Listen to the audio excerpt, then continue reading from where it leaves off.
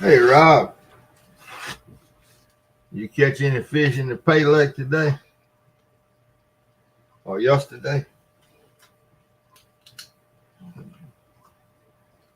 I think it was yesterday you were going.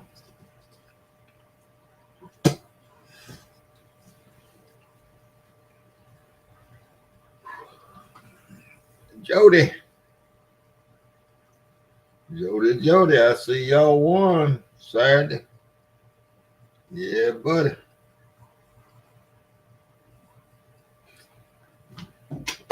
Chris Everett.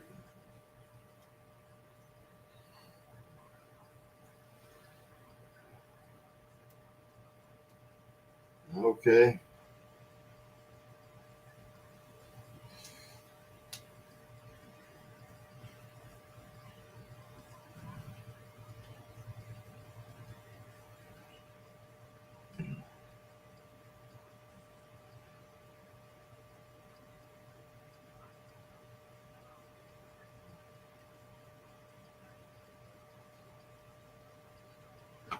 Yeah, Tennessee River put on a show. Y'all both put on a show. That was a good tournament. That was a good contest. It really was.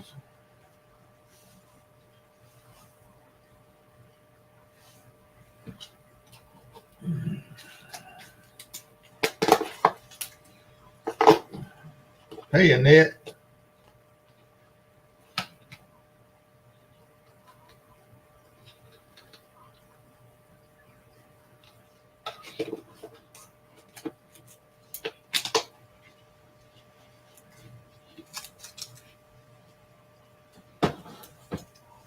Now, who is Emily? Oh, hey Emily. That's the first time. I don't believe I've seen that name before. Hi Emily. Welcome in, Terry. Yeah, it was a good one. I guess I watched three-fourths of it.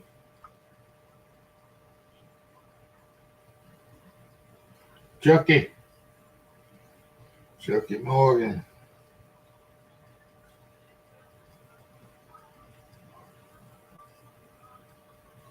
Yeah, Kevin. That's his name, isn't it, Kevin? Palmetto Cats. He needed some help. He got uh, he got too behind there when those fish started coming in so fast. He needed someone kind of helping out with the score.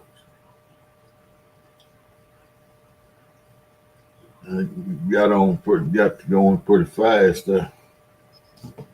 And I don't think that spreadsheet was working quite like it's supposed to.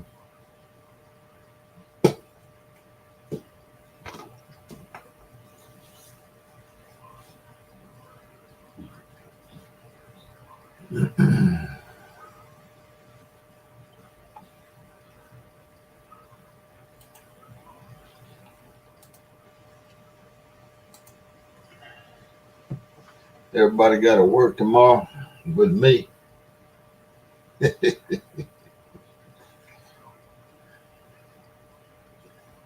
It's chilly again tonight in Mississippi.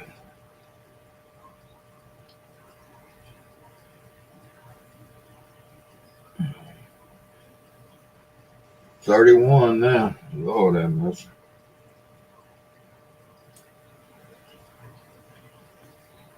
Tomorrow's garbage pickup day here in Greenville, and that's the only time I went outside today was put the garbage on the street. The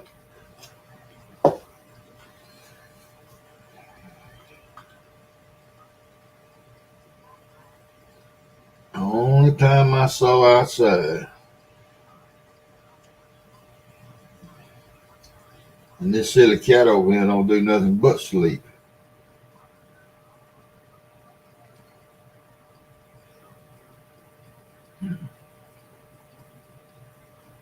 Hey Eric. That's right, Eric. You off tomorrow too, huh? No, yeah, you gotta go to work tomorrow. Yeah, you gotta go to work tomorrow.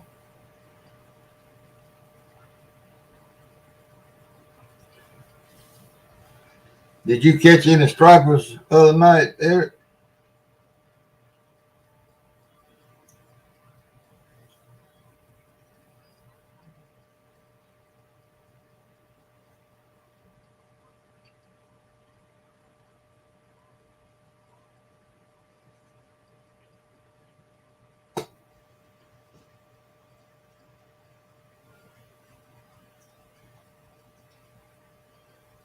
Slow as everybody's typing tonight, I guess everybody froze up.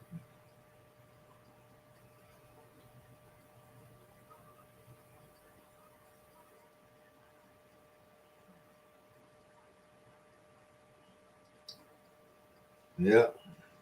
Yeah, I don't blame you. I saw Danny Stone fish today. I didn't get to see any of it. Did he catch any fish? Hey, Indiana Chris. And I believe, oh heck, my mind is slipping on me. I believe his buddy caught some earlier this morning, maybe.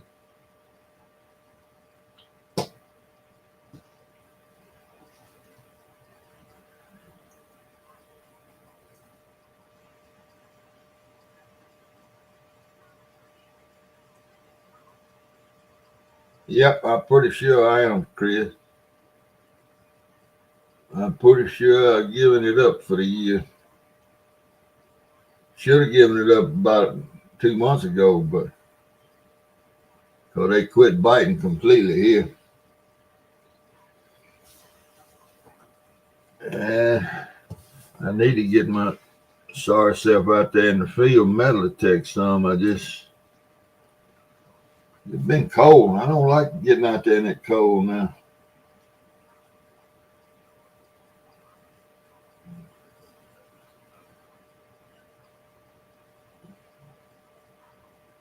Hey, Whiskers. Yeah, as long as I'm warm, I'm doing pretty good, Whiskers. Rhonda. As long as I can stay warm.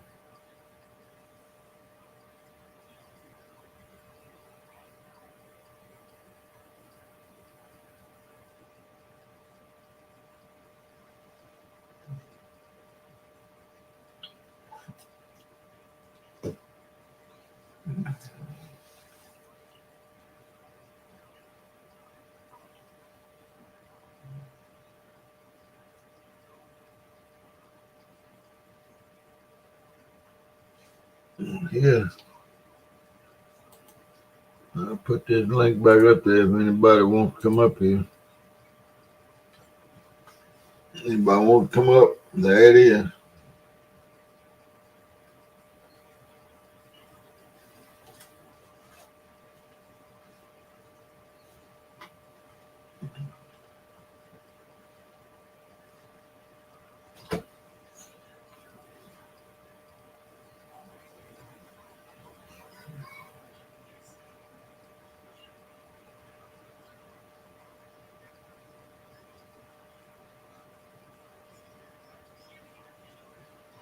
He's swinging at me.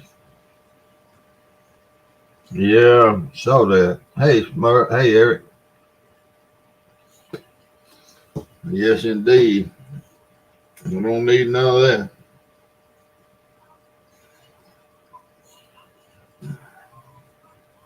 That's a lot of snow.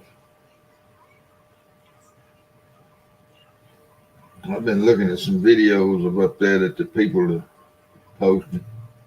It's bad.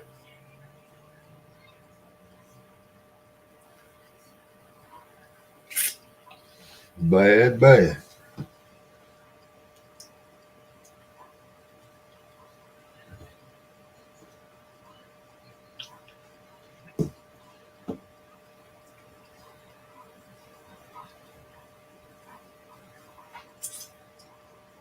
That silly cat got me. Not too bad, though. It's 7 inches too much for me. Good gracious. It's bad enough, though. You were right about that.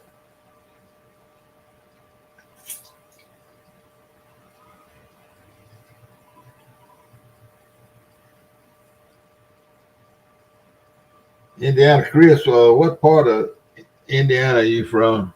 Are you in? What part? I watch a young lady up there. It's a farmer. Her family, big farmer up there. I can't remember where it is, but anyway, over there toward Terre Haute. She got a YouTube channel. I watch it pretty regular. They raise beans and corn.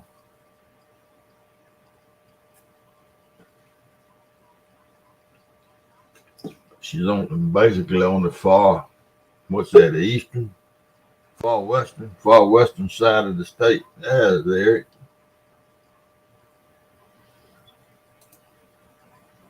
Okay, you're in the northern part. Hey, Eric. Oh, what?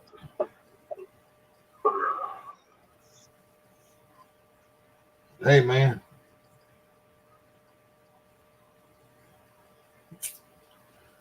You gonna talk?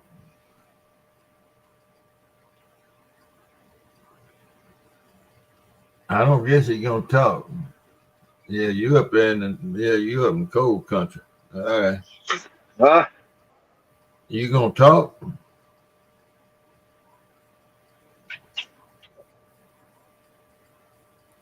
Oh. What is that? Some kind of caveman language you speaking there? Uh, uh, uh.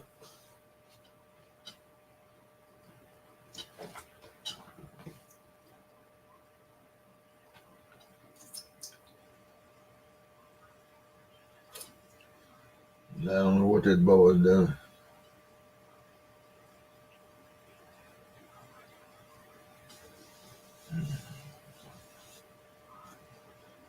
He sound like a caveman. All that grunting he's done. All right, we'll try it again. Talking about me, I guess. Yeah, I was talking about you. Guess you was talking about me, huh? All that Yeah, grunting. you sound like a caveman up there grunting and carrying on. I don't know what happened. It was. I'm sorry, I can't breathe. Hey, Jody. Howdy. Hey, Eric. Uh, no, I hadn't got to go back Lucky. fishing. I got talked into working this weekend. Well, that's good for you. Hey, Bill. Yeah, Wild Bill from Fayetteville.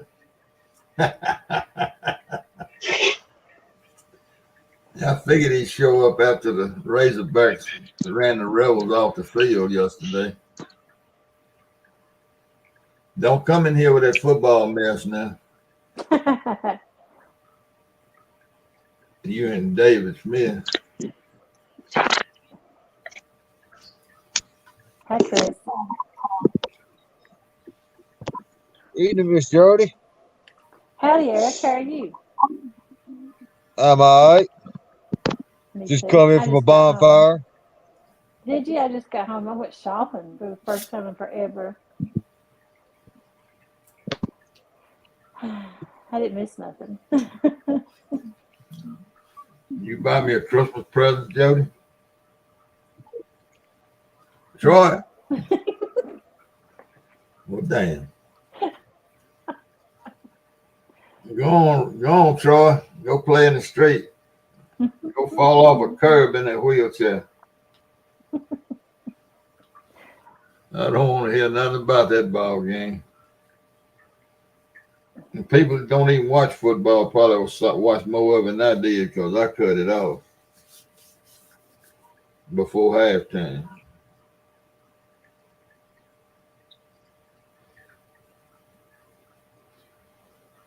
Eric froze up. Mm-hmm. Yep, he gone. He gone.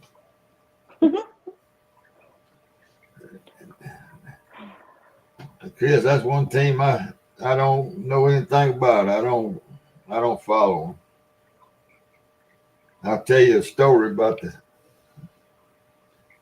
yeah, they ought to play in the street. All of them probably get run over the first 30 minutes they was out there, no better than they was moving around yesterday.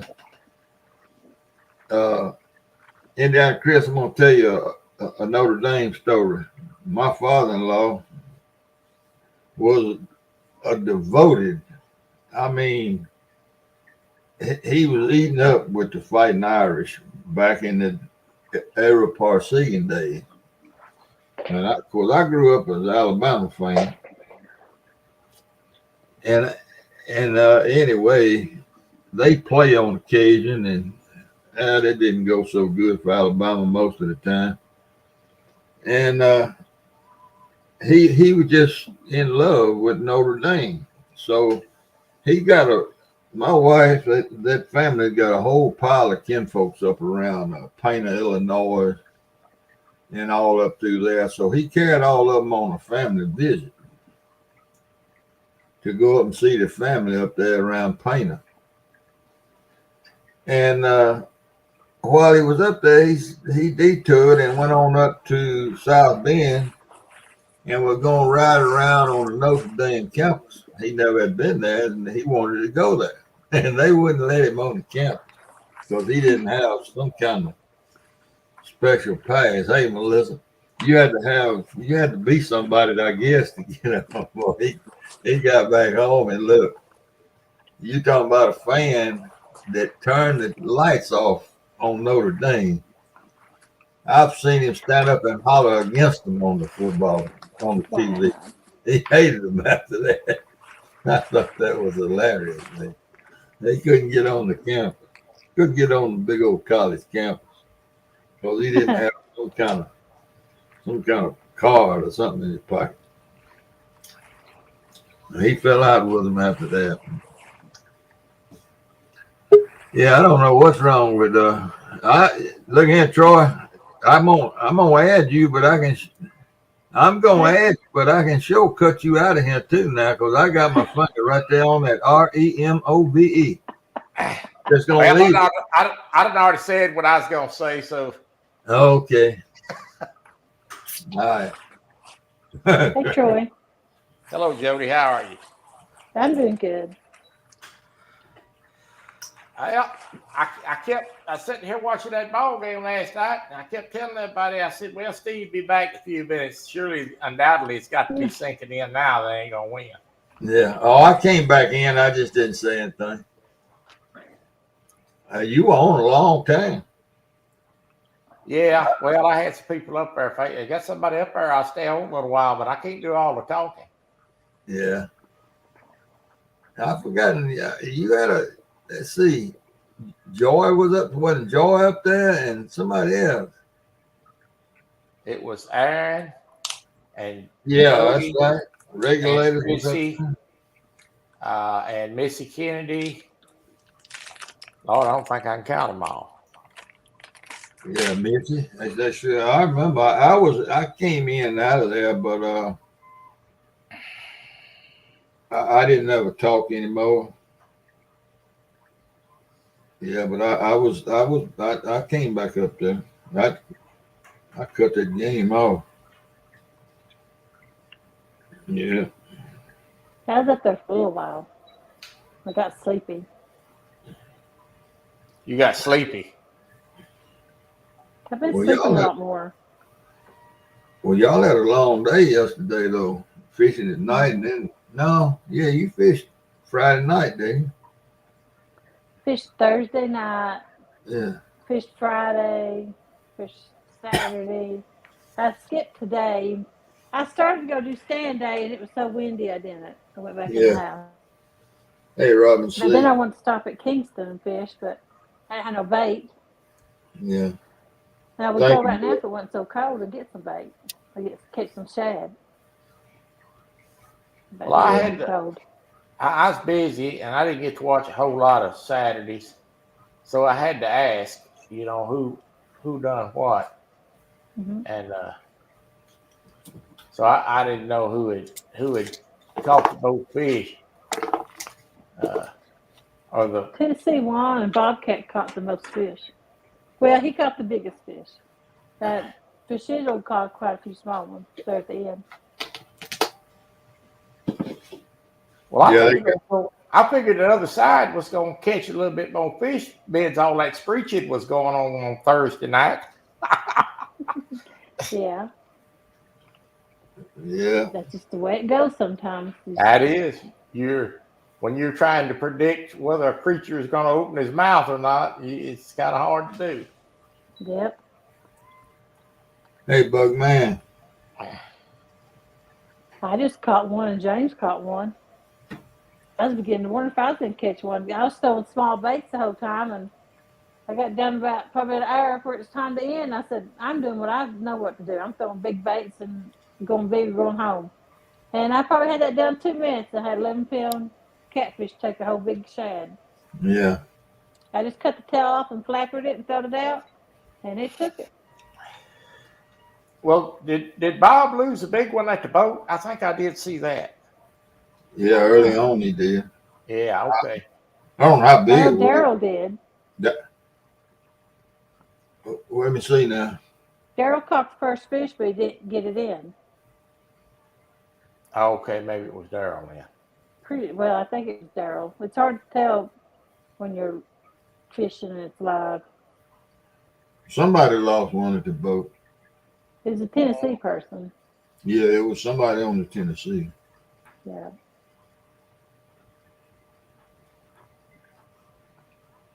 Well, it's 31 here tonight. Hey, Jimmy Graham. But they're saying that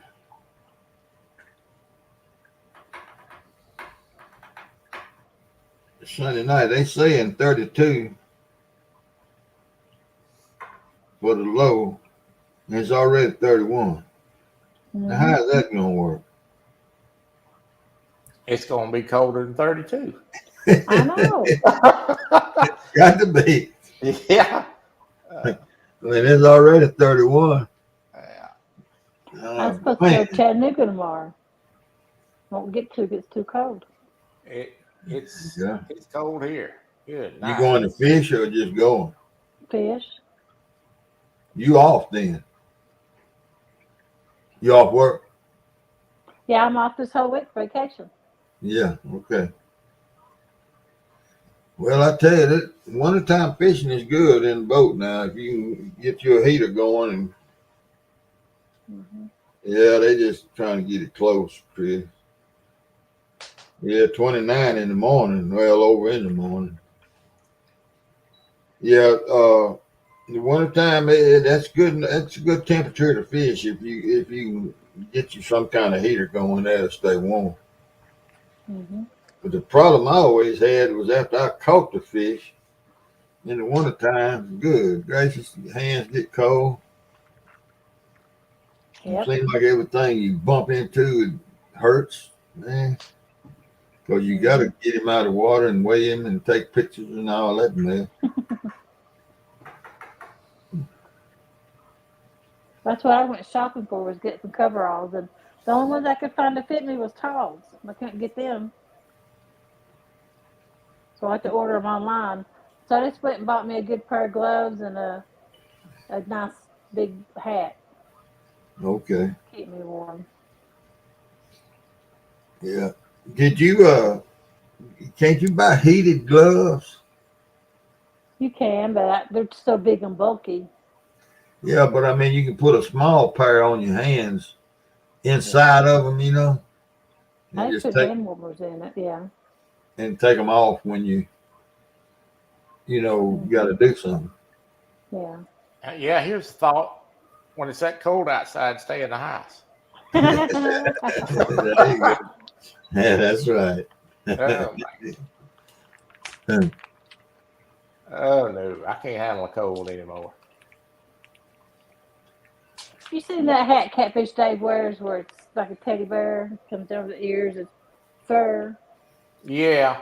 I got I one know. like that because it goes under your jaw and clasps. So I Yeah, can't keep it bogging on. My hair pushes it off. yeah. We get your Air Force cap like that pulls down and buckles under there. You be all right. That's what I got. You're gonna look funny, but it'll be all right. I don't care as long as I stay warm. Yeah. Yeah, he said it's Eric said it's 16 there. Good night. Yeah, it's 16. I gotta leave some water running down here.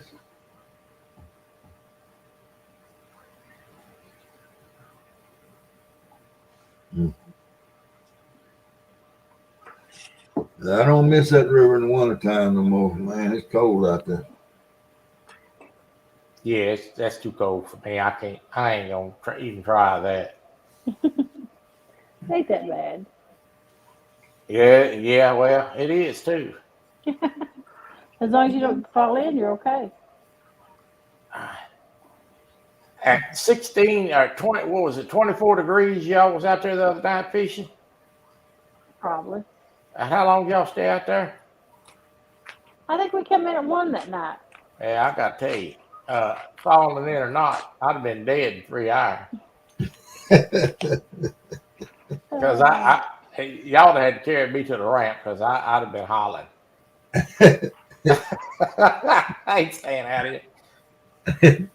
I've fallen in at that temperature. You falling in at that temperature. Mm-hmm.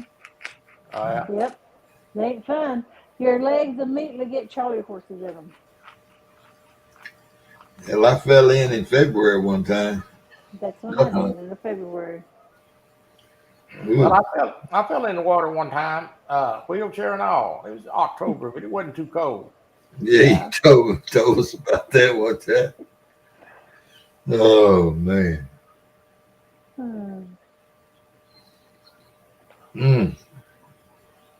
Yeah. Yeah, that heat tape. People use that heat tape. I've used it. Heat tape. Never heard of that. Yes, it plugs in the wall. You got to have a generator if you got it on the boat, but that's to wrap around the pipe. Yeah. Plug it in to keep your pipe from freezing.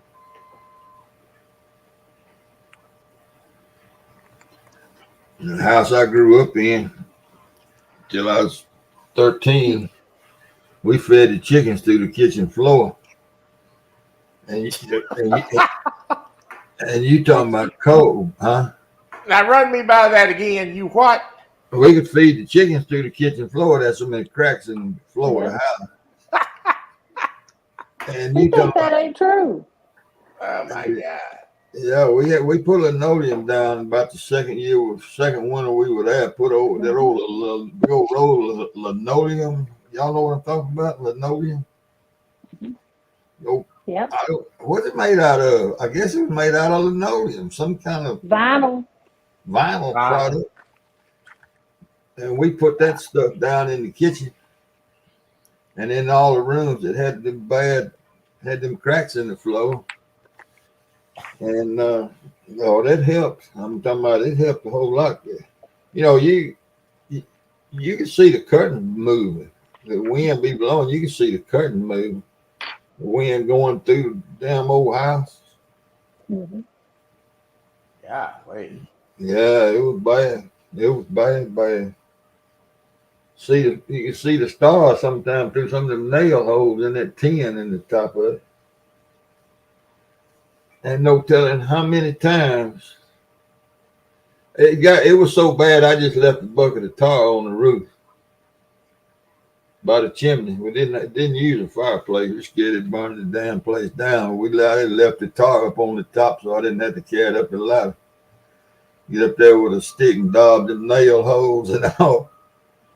So they sit there with a flashlight at night and shine. Yeah. So I could see the holes. The daub tar on the holes. It took about, I don't know. It took 7, 8, 10 months to get all that fixed. Where it didn't have to run around with too many pots and pans when it rained. Yeah, man. Yeah, that was tough. But I'm glad Lucky wasn't around in them days. He'd have never made it. That cat would have run off, sure enough. Yeah, he'd run off. That's right. Look at him back there. Look like one of my dogs back there. No, he'd have run off. He'd have found him somebody's family that had some money. He'd have got tired of eating chicken feathers. Chicken feathers. Yeah, that's what I was doing here. And, well, it wasn't February, it was January. It was duck hunting. Right before the weekend before the last weekend, back in, this was in the mid-70s, and I was by myself. Lord have mercy. But, yeah, but I don't remember being cold. Of course, when you got up in the morning, you felt like you'd been in a vice all night because you slept with so many covers on you, piled up. Quilt, whatever. Trying to stay warm. I'll tell you what, that year that the lights went out around here for 5 days and it's iced up everywhere, and I didn't have no electricity, I didn't have no gas or nothing. This place is all electric. And 5 days without no heat. I told my wife, they start talking about that again, we leaving.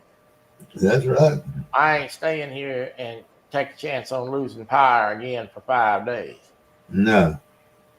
Uh, No, indeed. And then it was a year of construction before they got the place fixed because it flooded everything when the pipes bust. Yeah, that was a mess. I'm sure it was. And the people, this place had just sold about a month before that happened. And then people who bought this place had to put $1 million into it. Yeah. Did they? Well, let me ask you on something like that. Would the insurance declare a total loss, or what? How would that work? Is that like a car? Well, no. What they had to do. Now, of course, when this new company bought this complex, they were going to remodel anyway. Start remodeling apartments. Yeah. When people moved out, they was going to remodel, and then move somebody else in. Well, they just ended up remodeling, I think, 108 of them all at once. They didn't have to, yeah. But they stripped that joker down. The only thing they didn't strip out was the supports. Uh-huh. I had to strip all the studs and everything out of it. Yep. Yeah, we standing in water. Well, in '94 when we had that ice storm, we stayed out. We like 2 hours being 7 days, and in that period of time, we ran out of water too. But it was a terrible ice storm. It tore down all the TV stations. The cable TV took all the wires off. You couldn't even get a local. It wasn't even. The radio stations even went down. It tore their towers down. And it was the strangest thing to turn the TV on and nothing. Turn the radio on. And you couldn't get a station, an AM station, anywhere close.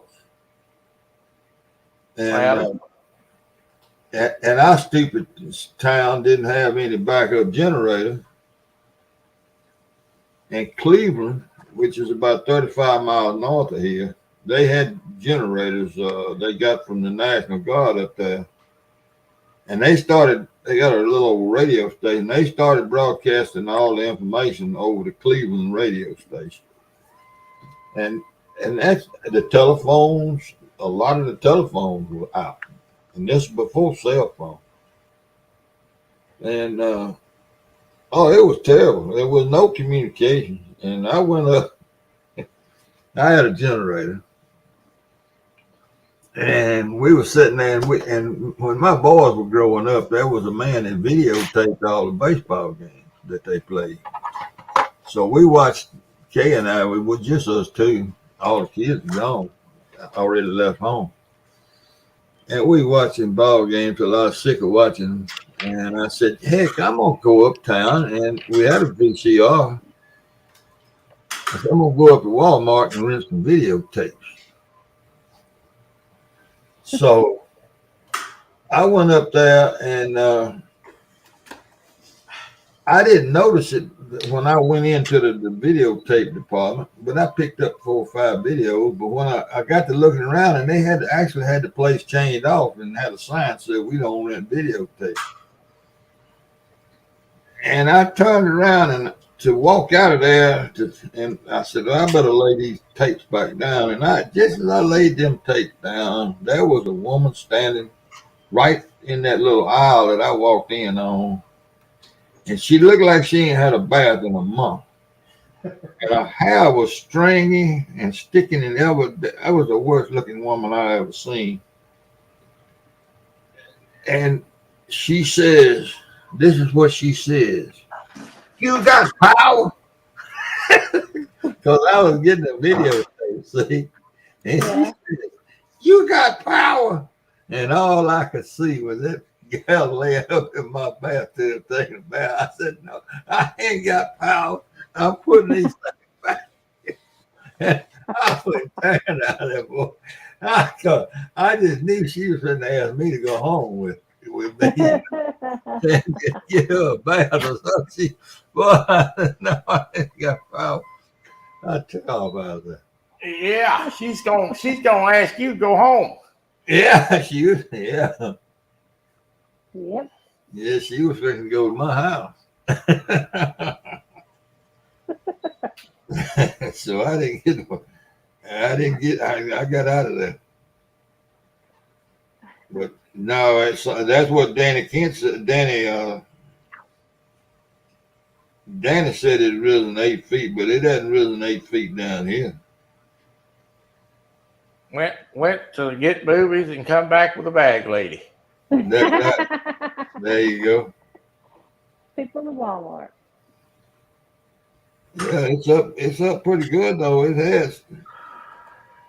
It's gonna end up getting up there, getting up close to 8 feet. 7. Let me see. Was it 6'6"? Yeah, it's gonna end up getting up close to that much rise. I tell you what, it got cold fast here this year. Yeah, early. Did it all at once. Yeah, because we don't even get cold like this till Thanksgiving week. And it's been like this 10 days. Man, we don't get cold like this until February. January. Well, I mean, the first day of fall. Yeah, what I mean was the first frost, but we'd have already had that 10 days ago. It may have been Indiana, Chris. I don't know. I know I was doing all I could do to get away from that. It probably was. Yeah, boy. That was a rough. As soon as that thing was over, and we finally got kind of straightened out on what we was gonna do. I guess it was third day we were without power. I went up to the pool hall, which wasn't but about a block from my house. They had bought a generator and had it running. And there was some guys up there, friends of mine, that had gone and bought them 2 chainsaws. And a truck and a trailer. They had them a truck and a trailer, and they were going around. They were cleaning up yards, getting all of the limbs and stuff out of it. Mm-hmm. So I didn't have but 2 trees, one in the back, one in the front. Well, I hired them. And they came over there and cleaned up and got all the limbs out of my yard, put them on the trailer, and hauled them off. And I got a yard broom and I cleaned my yard up and had it all, it was fine. So the city finally contracted different companies to come in there to pick up all them logs and limbs and trees that are down. I mean, the whole town of Greenville, it was back in them days about 30,000 people. I'm talking about it was big trees, and it was awful. It looked like a war zone. It looked like 25 tornadoes come through here. So people up and down the street, some of them had drugged this stuff out, and over a period of time. This was a couple of weeks in to the storm, and they come down through my street they had some kind of with a blade, a front end loader with a blade on the front of it. And they were going down through there and windrowing all them logs, and then they had a thing coming behind and picking it up and then putting it on the trees. Well, when that thing was running down the road, it was throwing logs and stuff everywhere off the front of it because it was running at 15 miles an hour, which was entirely too fast. But they're getting paid the contract. The more they do, the more they haul, the more they got paid. And they were throwing and rolling logs up in people's yards and everything, knocking mailboxes down. And he comes down the street in front of my house pushing I don't know, it must have been a truckload of limbs. And I went out there and stopped him. And I told him, I said, you slow that damn thing down by my yard. I said, you see my yard? I paid $125 to get this yard clean. And if you put a limb in it, I'm going to bust the windows out of that damn front end loader. And he said, well, you need to talk to my supervisor. I said, where is he? He said, right around the corner. So I said, well, you just sit where you are. And I got in my truck and I drove around. And I said, I'm looking for the supervisor of this operation. And this guy walks up and I told him the situation. And I said, I'm telling you, you can go in and order your damn windshield for that because I'm going to knock it out of that front end loader if he put one stick in my yard. I said, I done paid to have my yard cleaned up and hauled off. I said, my stuff was hauled away from here because these boys was the oak timber, they were cutting up and making firewood out of it. See, sell people for burning in fireplace. So they hauled it all off. And he got in his little white company truck and he went around there and he got up on that thing. And that guy went by my house about 2 miles an hour every time he come by there. Well, I wasn't going to put up with that. Man, Lord. Right. Somebody else talk about something. I'm gonna run out.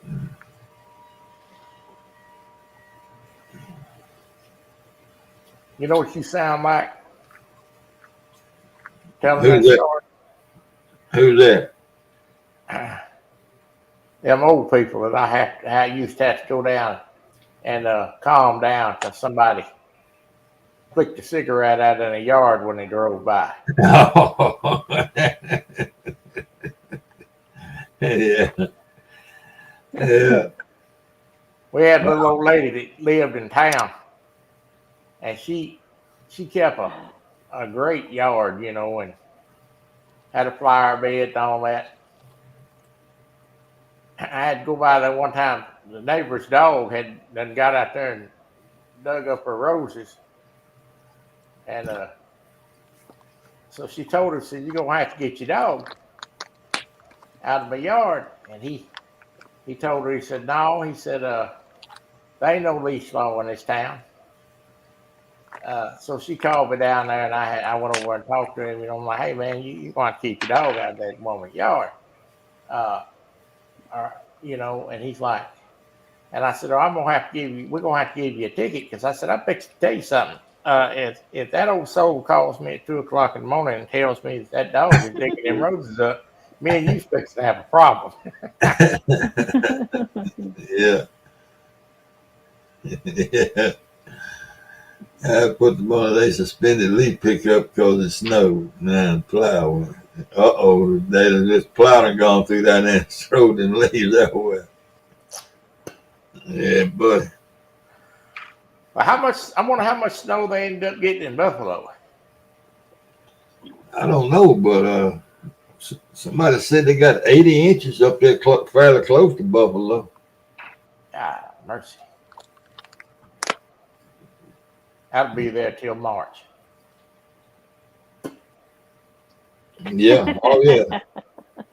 It won't never disappear. It ain't ever going to melt. You can't. Now, tell me this. I don't live anywhere where there's much snow, thank God. And for the record, I ain't got no ideas about living nowhere with as much snow either. But what do you do with 80 inches of snow? I mean, you can't pile that. You're on limited space where you can pile that stuff up.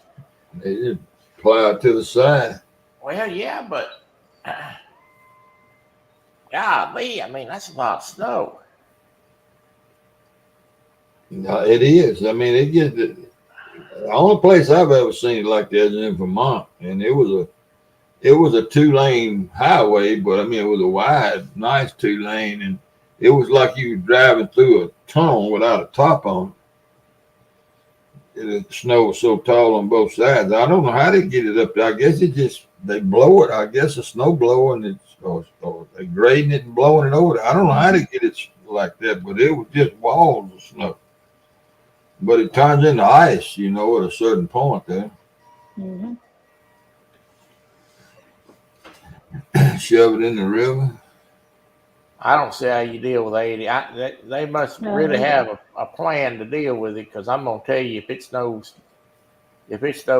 4 inches here, they're gonna call out the National Guard. Oh yeah. Well, in Vermont, they got they got a barracks where the people stay when it's like firemen. It's like firemen, Yeah. that own so many days and off so many days. And they stay in the barracks in the little town I was in Vermont. It was Rutland, Vermont. It's the second or third largest town in Vermont. And they stay in the barracks with the machines there, and they run those things all night long.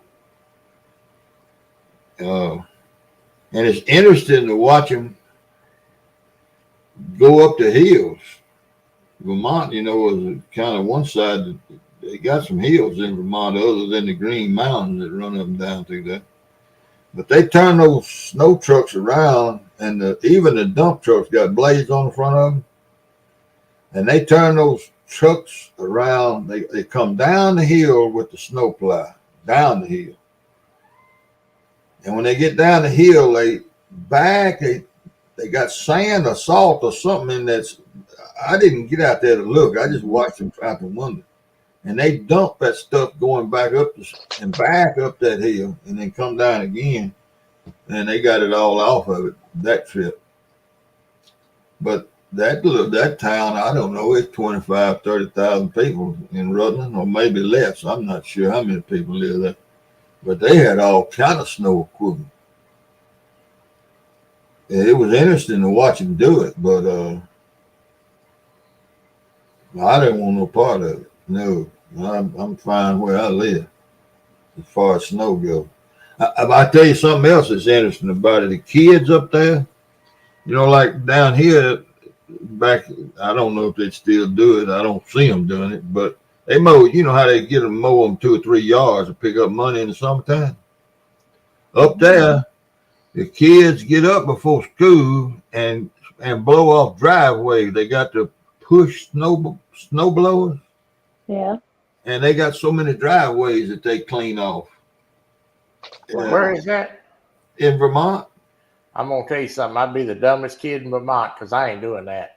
Well, they sure did it. Golly. You be laying there trying to sleep. It'd be 5 o'clock in the morning. You hear snow blowers going everywhere. Those kids are out doing driveways, and getting extra money, and then they have to do it before school. They do it because the people got to get out and go. Yeah. Golly. Sure did it. I thought that was pretty interesting. Mm-hmm.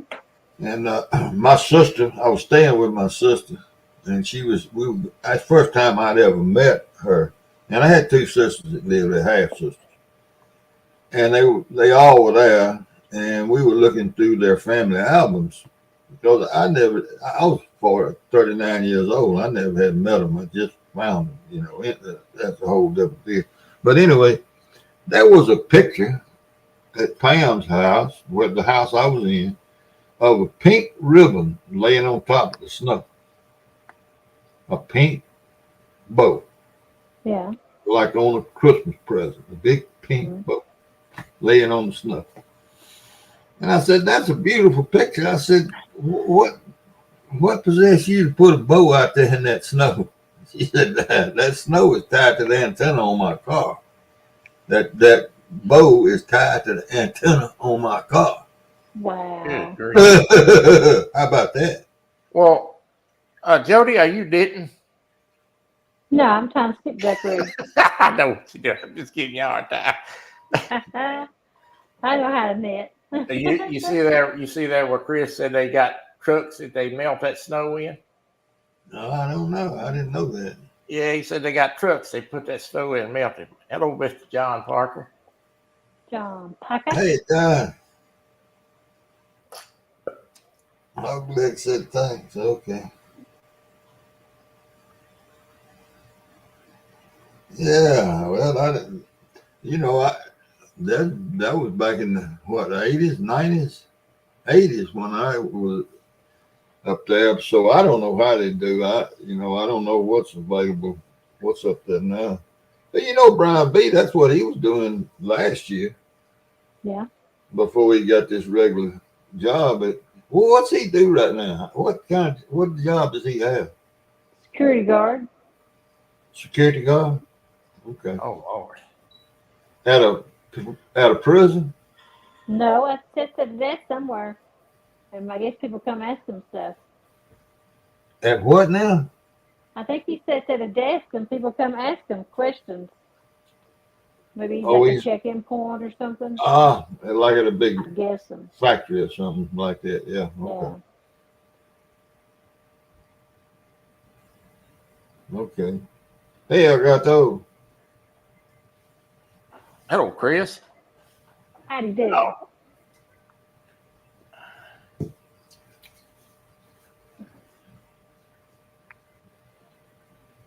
Yeah.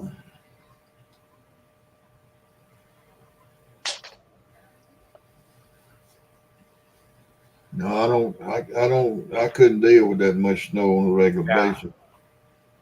Nope. I ain't having it. I was flying into Albany, New York one time. I flew out of Newark. I used to go up to New Jersey to company meetings every winter.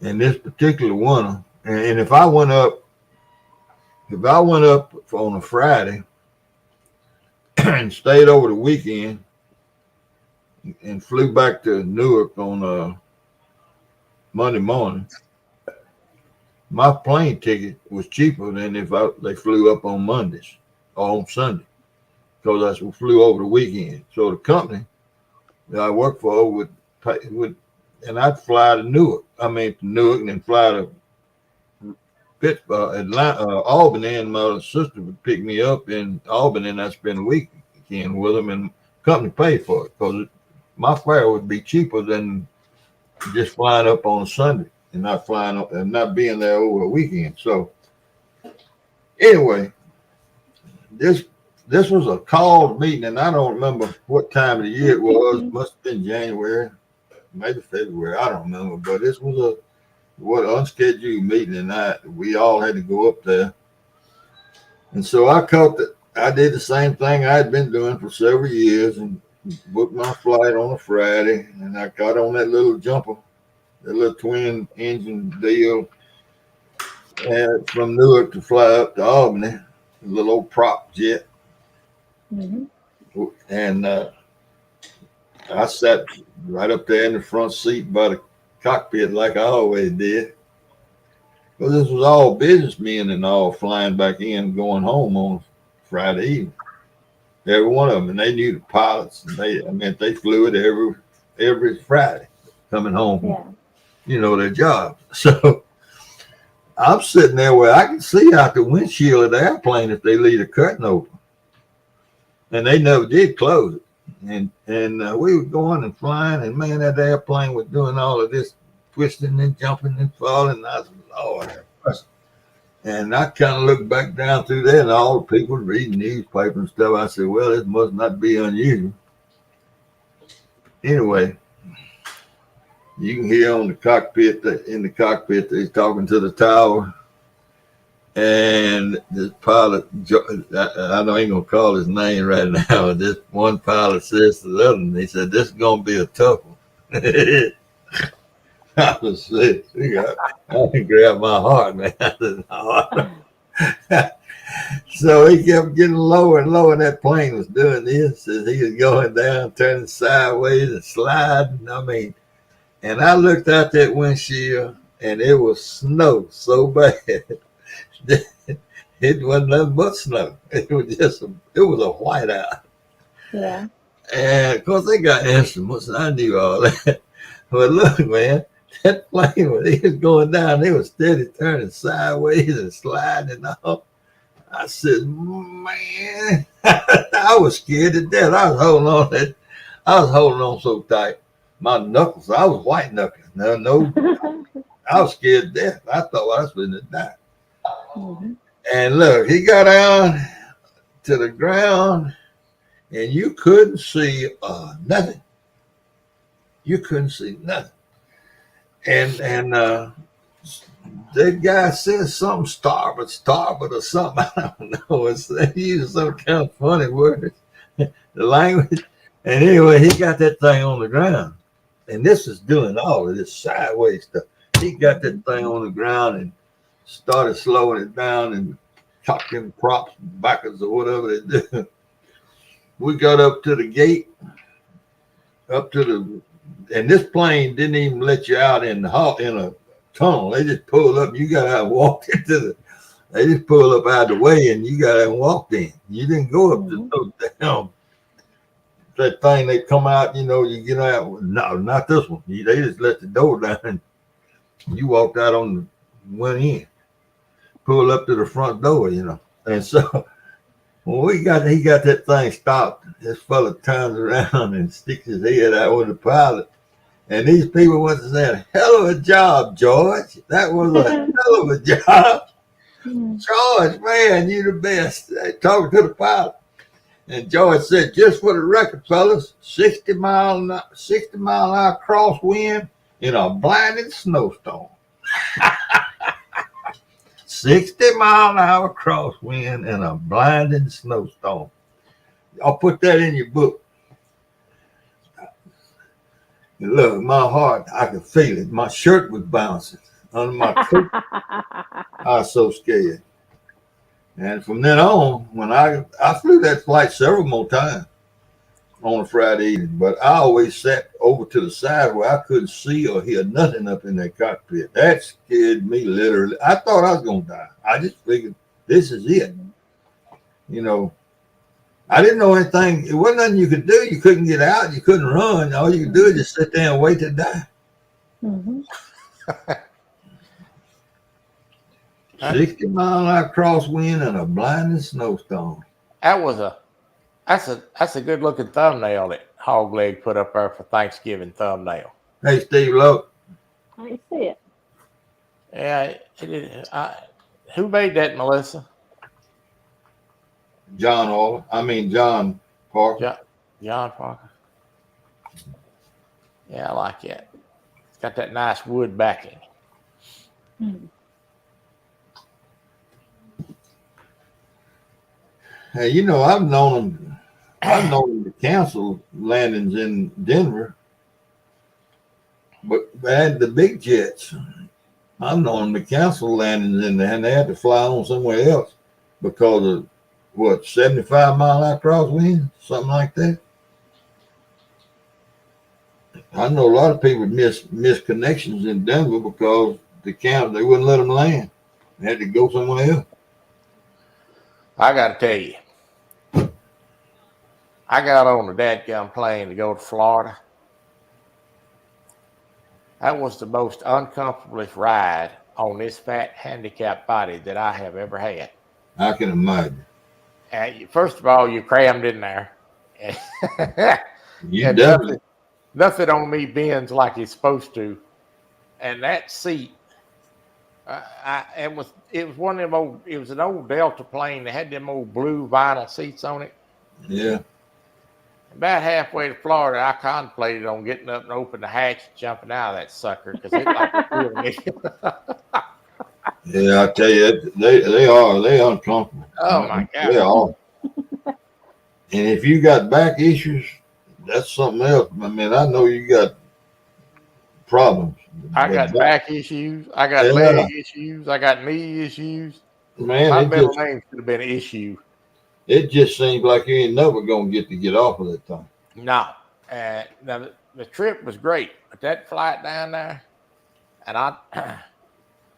So the next time, I went down to the doctor and I told him, I said, hey, I got to get on a plane. I got to ride plane for 4 or 5 hours. I said, that last trip like to kill me. He said, oh, we can fix that. Mm-hmm. He wrote me a prescription for something. And that joker didn't tell me he's going to write me something, knock me out. I got on that plane. Before I took that pill, I started getting sleepy right before I got on that plane, you know. And I looked up and we done already landed and I slept the whole time. I done drooled all over myself. I looked like a mental patient up in there. I asked him, I said, golly, what in the world was that stuff you get me? He said, yeah. He said, make you sleepy? I'm like, yeah, it made me sleepy. He said, well, if you get have to go on another trip, let me know. I'll write you a couple more pills. I said, I'll just tough it out. Thank you. Yeah. Oh man. I was on a flight to San Diego one time. And when I left Memphis, and the flight stopped in Las Vegas. And I don't know what this group of people were, this group of men, but it was about 12 or 14 of them. I don't know if it was a bowling team or just a bunch of friends or what, but they were headed to Las Vegas. And they were coming from Memphis was a hub for, what is it? Is it Delta? I can't remember, but they were coming from somewhere. I might have been coming from the East Coast. I don't know, but when they got on that plane, they was drunk. And they were ordering Sprites and Cokes, and they were furnishing their own booze. And you talking about rowdy. They were funny as all get out, and they didn't cause any trouble. But I know when they got to Las Vegas, all they could do was go to the motel because they wasn't able. They couldn't. There were 2 or 3 of them couldn't hardly walk. They had to help them out for the airplane. Man, they were. You talking about partying? Of course, the waitresses were catering to them because drunks they're gonna put that tip out there pretty good. Man, they waving a hand, and then she come running down through there with another Sprite. And they was paying $4 or $5 for a Sprite, tipping them. Yeah, buddy.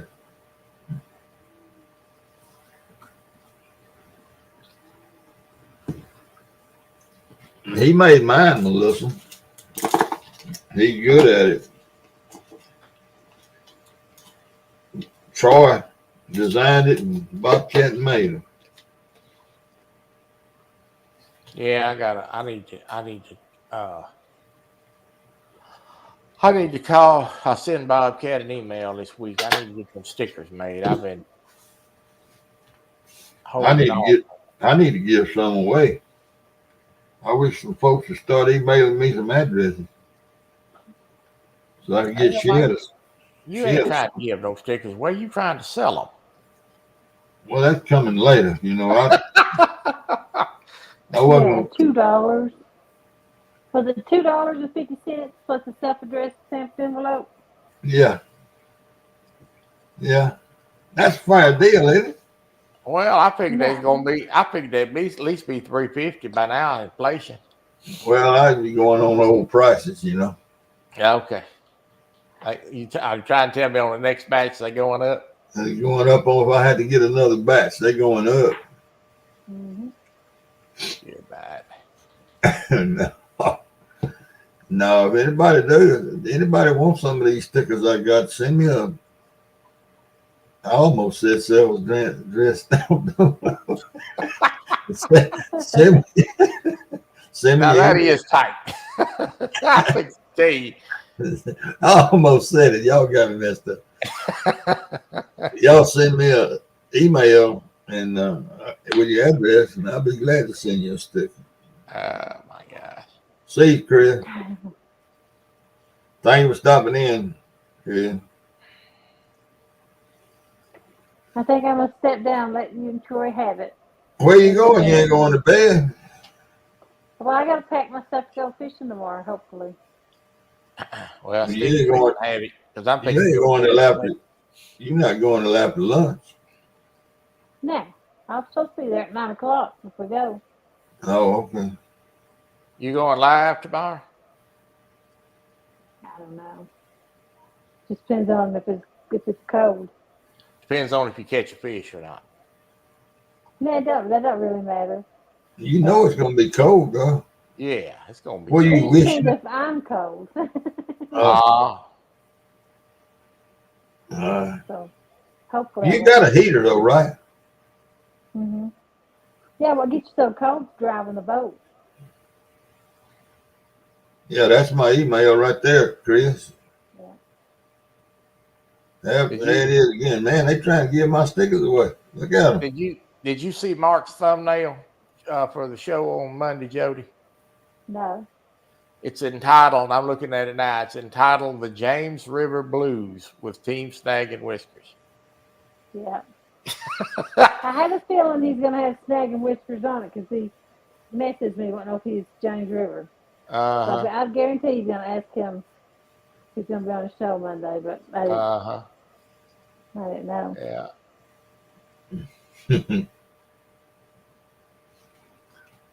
We're good. That's somebody new. They ain't been interviewed much, so I'm glad to see him on it. Who is that? Dustin, that hosted my show. Mm-hmm. Yeah. They gonna interview him? He's gonna be on Mark's Mondays, what Troy said. Yeah. What he says. I'm looking at the thumbnail right now.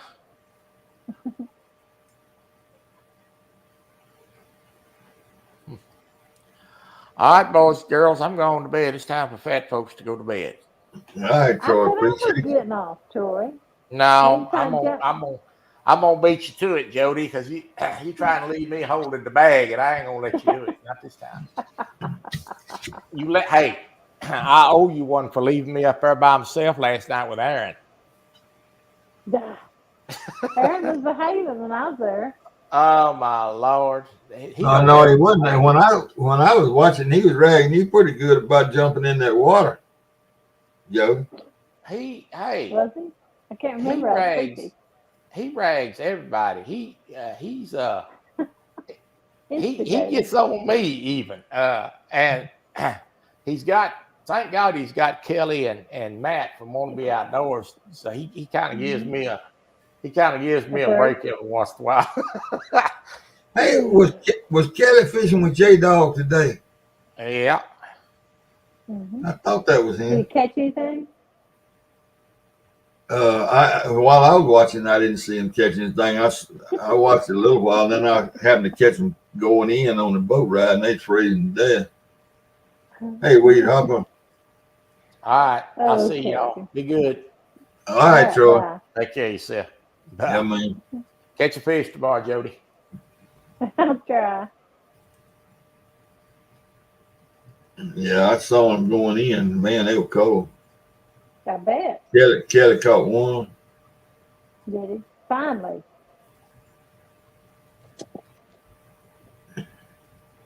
That's one person you can't get on the fish. Do what now? That's one person you can't put on a fish. Who, Kelly? Yeah. It's hard. I see every little thing on sonar. He said, that's a fish. And I'm like, no, it's not. Mm-hmm. But then when we started going to the boat ramp, I said, I'll show you what fish looks like. And then, of course, we got back there, there's tons of fish. But where we was at was deep and it wasn't nested up there. Mm-hmm. They're going to be where the bait's at, which is around the boat dock. All the lights. Yeah.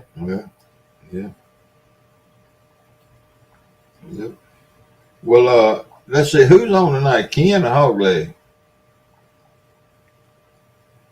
I know. I think it's Kenneth is on at 1 o'clock.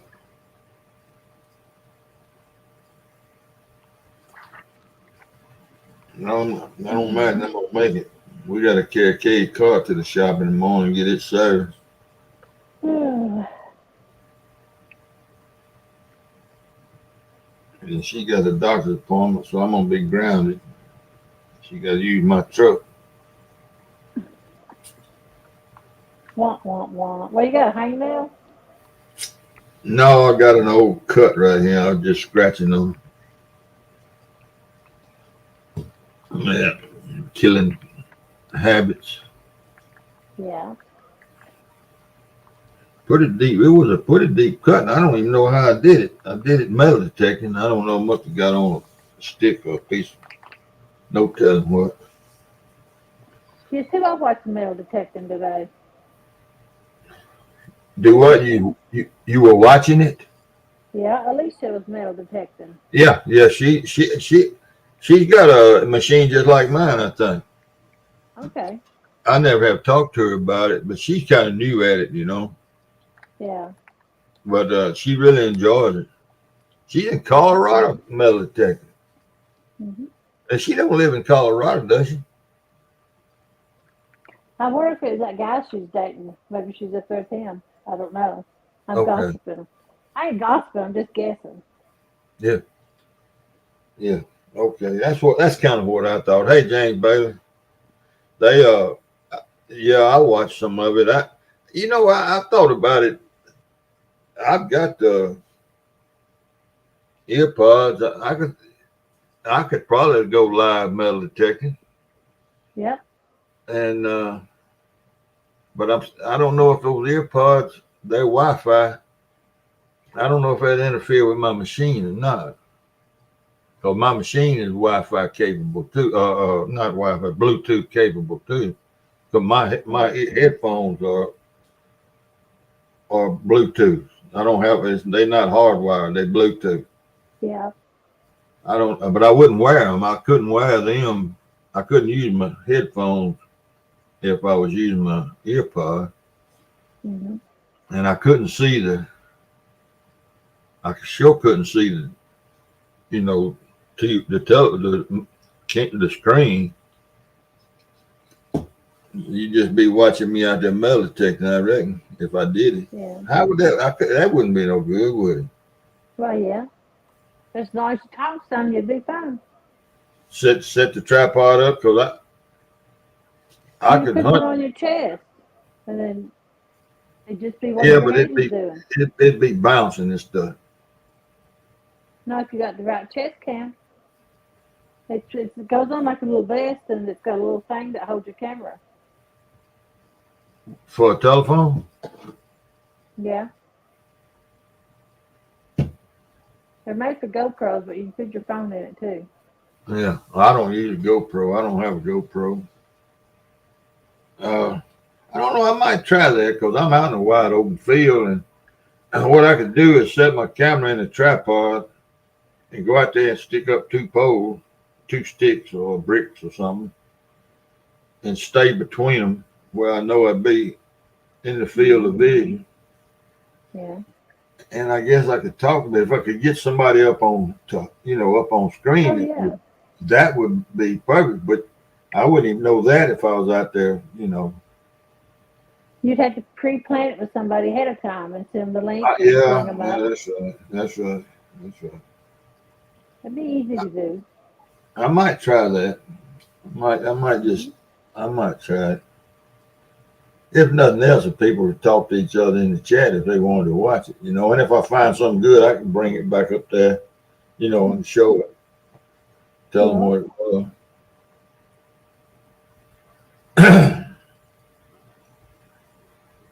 Yeah. Okay, yeah, Melissa. You wouldn't be awake when I was doing it though, Melissa. You'd be asleep.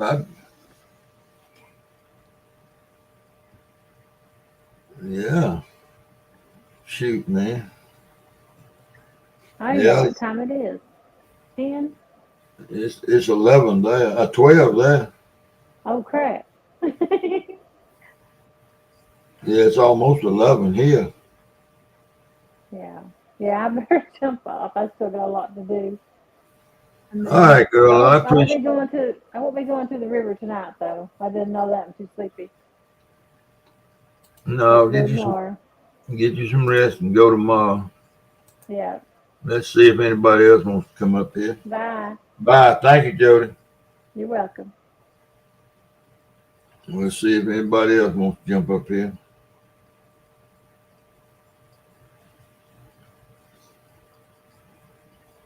I just killing time till I get sleepy. I took my night pills and just waiting on them.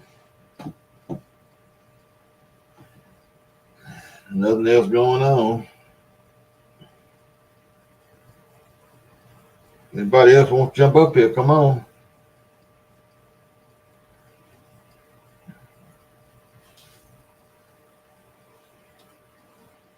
Just visit.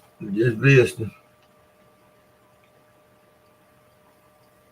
I wonder where David Smith is tonight. Hadn't seen him. I don't know, Eric. I know I won't be going tomorrow. Okay, gonna have my truck, and may go Tuesday. I don't. It's supposed to rain tomorrow, though, and I got all my kids and all coming in for the holidays Wednesday. So I don't know when it'll be, Eric. I should have already been going some. I got a place to go. I'm just sorry. I reckon that's what it is. I'm just sorry.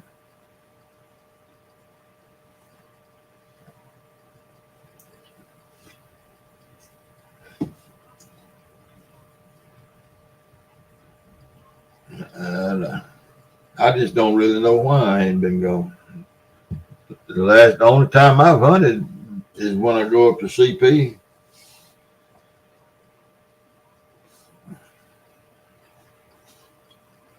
I hadn't been to Arkansas yet. I need to go. I got a good place over at Arcola, Eric.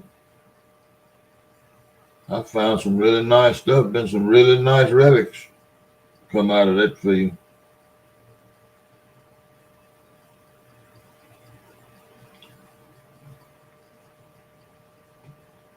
Yeah, I see what it is. KP going.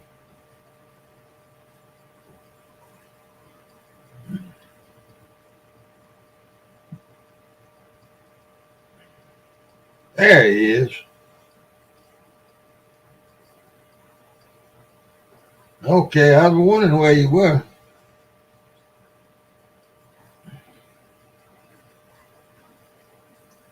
There's David.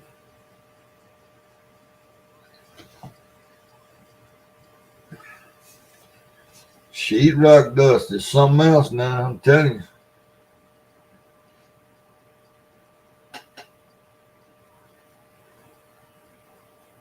I tell you, once you get it all swept up and most of it gone, a leaf blower might not be a bad idea. If you got some big doors on your garage.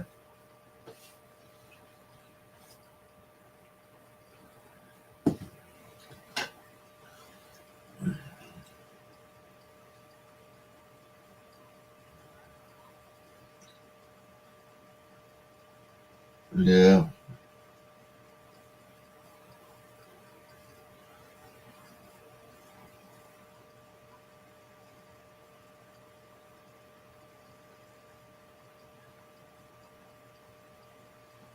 Well, we'll go one day, Eric.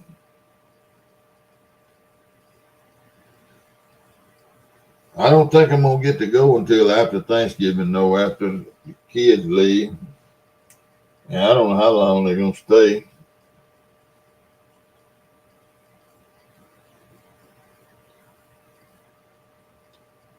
No, he ain't taking me fishing.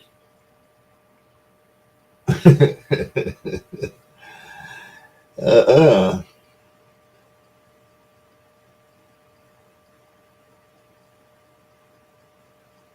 Okay. No, leaf blower won't help you any. Unless you turn it around and put a vacuum sack on it.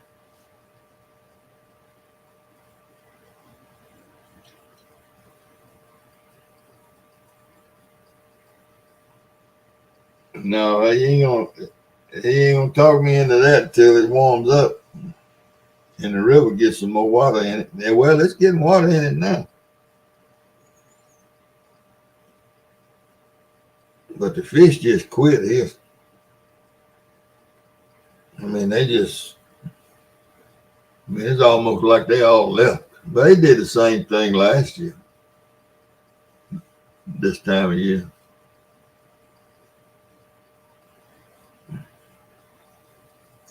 You get to where you can't catch a fish. Not from the bank.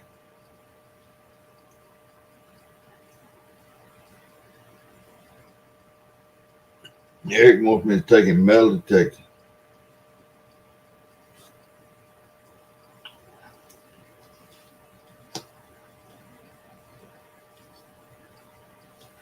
What I need to do is carry him and let him do all the digging. How about that, Eric?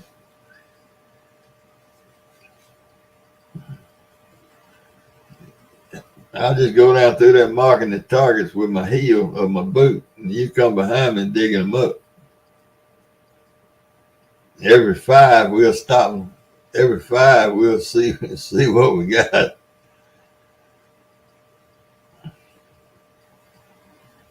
That's cold for South Georgia.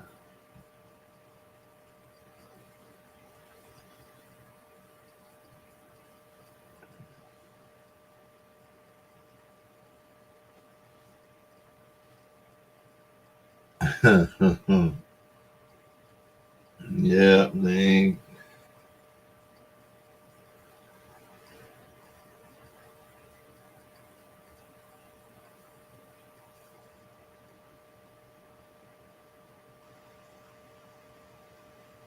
Oh man, you better sit up and watch that tire, boy. Somebody get that tire. Where are you, James Bailey? You must be somewhere like Illinois or Ohio or somewhere.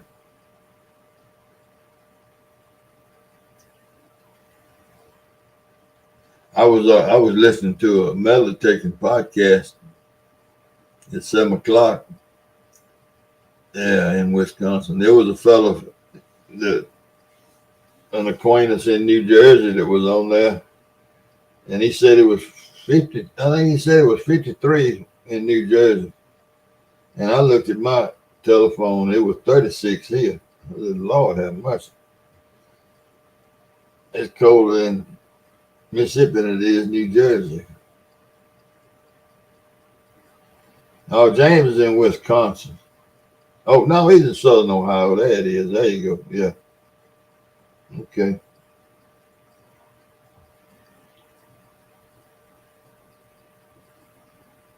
Yeah, I knew it had to be on up the country a little bit.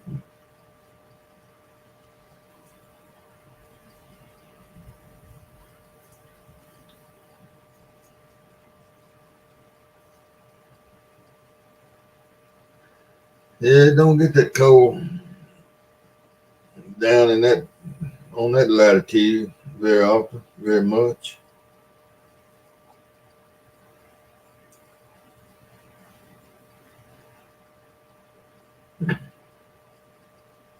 Hello, TV. How you doing, bud?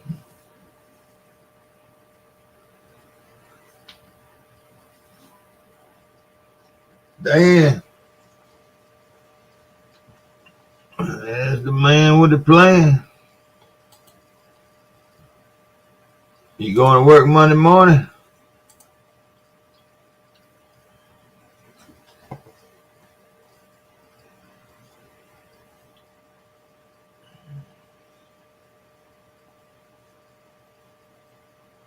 Oh yeah, Skip jumping good, yeah.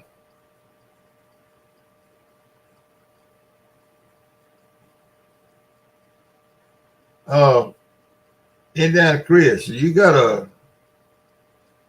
any kind of booster on that thing?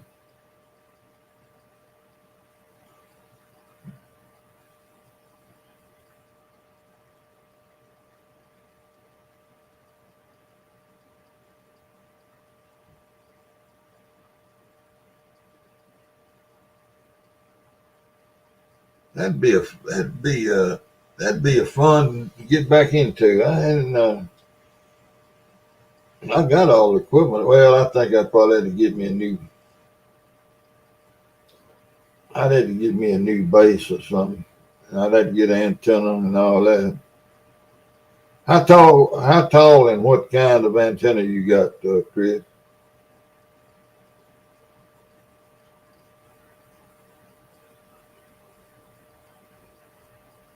Yeah, I used to be into it big time back in the 70s. Woo, big time.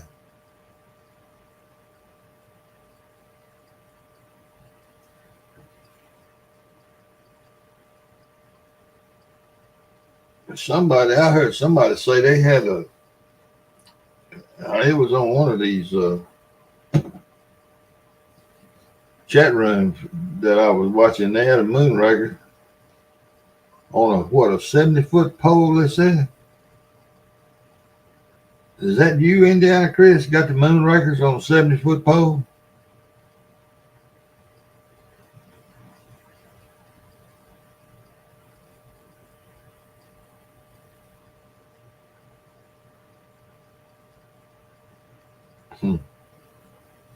Homemade antenna. Okay, you just gotta. Okay. So you multi-directional. You pick up everything from every direction, huh? I can't remember the name of that antenna I had, but I had it up. I think it was 45 feet. 40. I don't know, whatever. It was a band there that I got to, and I can't remember the name of it, but it wasn't a high dollar. It wasn't a Moonraker. But it had a good block on the back. It was a directional. I had the antenna the remote control in the house where I turned it in different directions.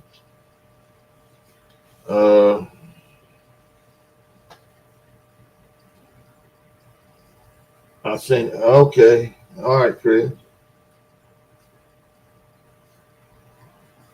But I had two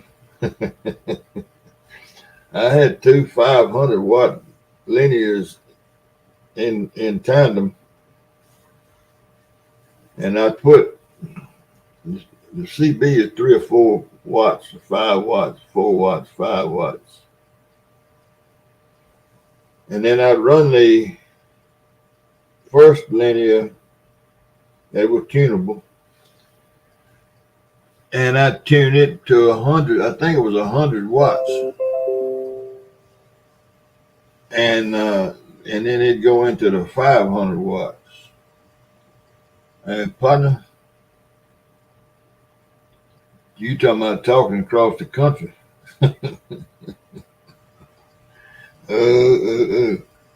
But I couldn't crank it up except after about 1 o'clock in the morning, because I came in on stereos, the church down the street. I came in on their intercom, people's TVs. So I didn't do any of that stuff till about 1 in the morning, and I was farming in those days. And in the wintertime, I wasn't doing anything, babysitting. So I talked around local, just till about 1 o'clock, and then I cranked that thing up.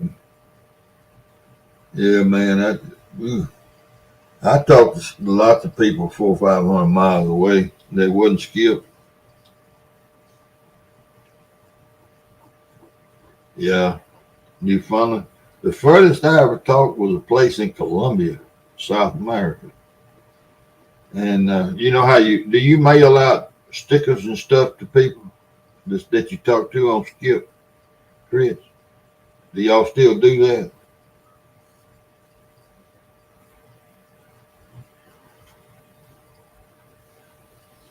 I had stickers made up with your name on it and with your handle and all. I never talked to him, and you get, if you talk to him you long enough, you get the mailing address and send them a sticker, and then they'd send one. Yeah, you just keep a logbook. Yeah, I did that too, and then I got me some stickers made. I don't even. I think I got them made in Memphis somewhere. Fella, an artist there in my hometown, drew me up a nice little thing, and I had some stickers made.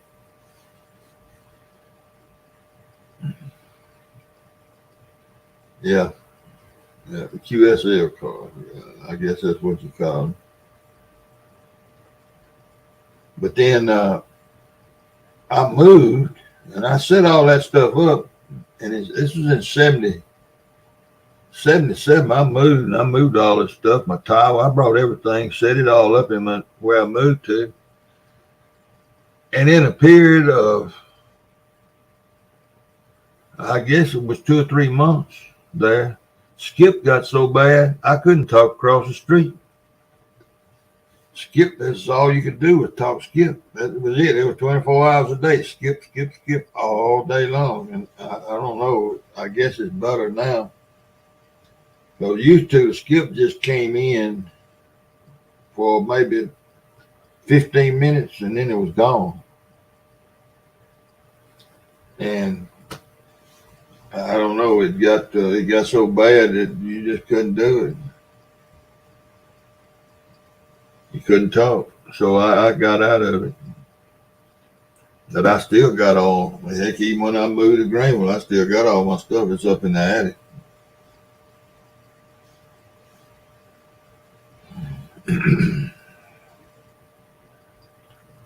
Do you have a power mic on your unit, Chris? That's a power mic is about as important as anything as far as clarity.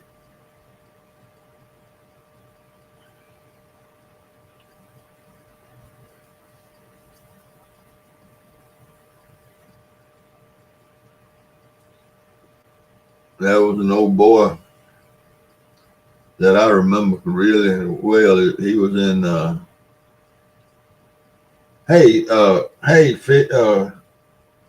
Canadian fisherman, musician. How you doing, boy? That was a boy in Tuckerman, Arkansas. Is it Tuckerman? David Smith. They that Tuckerman over in northeast Arkansas. Tuckerman, Arkansas. I believe that's what it was. He had one of the best units I ever heard, boy. He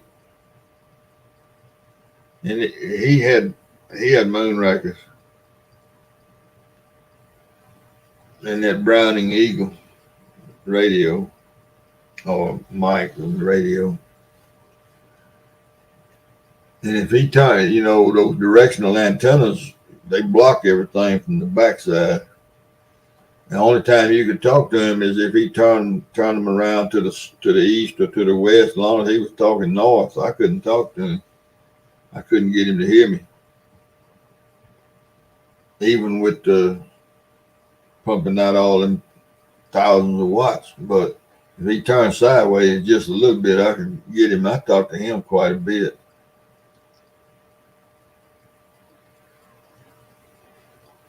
No, this one is over on the. Is it kind of in farming country? I can't remember his handle. He was a Tuckerman. I can't remember Tuckerman Hillbilly or Tuckerman. He was Tuckerman something. Cobra, yeah. Silver Eagle Plus. Oh yeah. Yeah. Silver Eagle. Is that the one that makes that funny sound when you key it? Or whatever it is.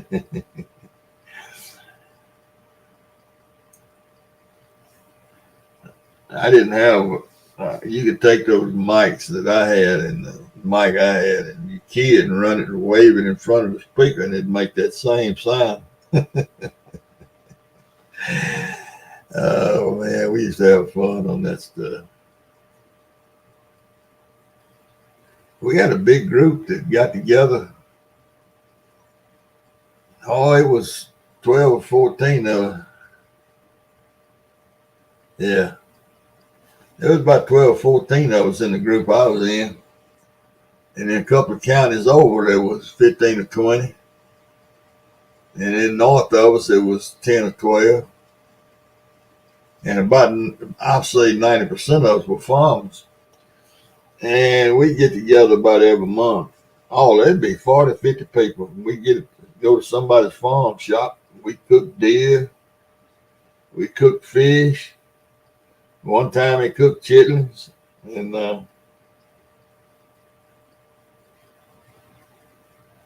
okay. Oh, I met a lot of good guys doing that stuff. I still friends with some of them. Still on Facebook.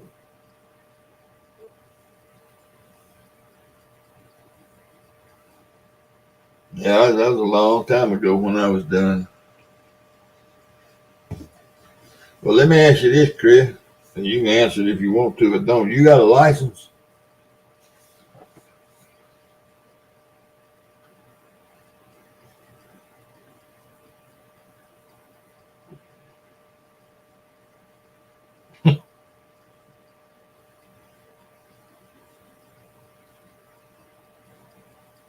We was all scared.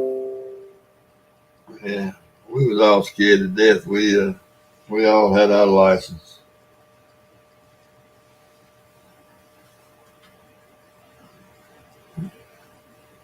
Okay, yeah, you got a license. Okay. I don't remember my letters. I didn't ever use them. Well, I was so illegal, I didn't want my numbers out there.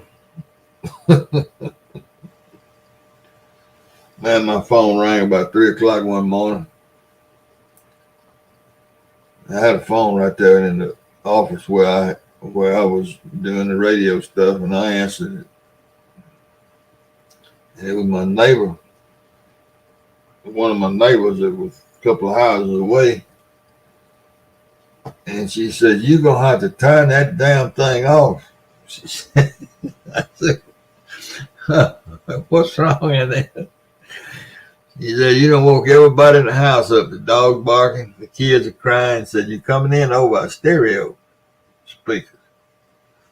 And I said, "Lord, that must go." I said, "Is the stereo off?" She said, it ain't been on in 3 days.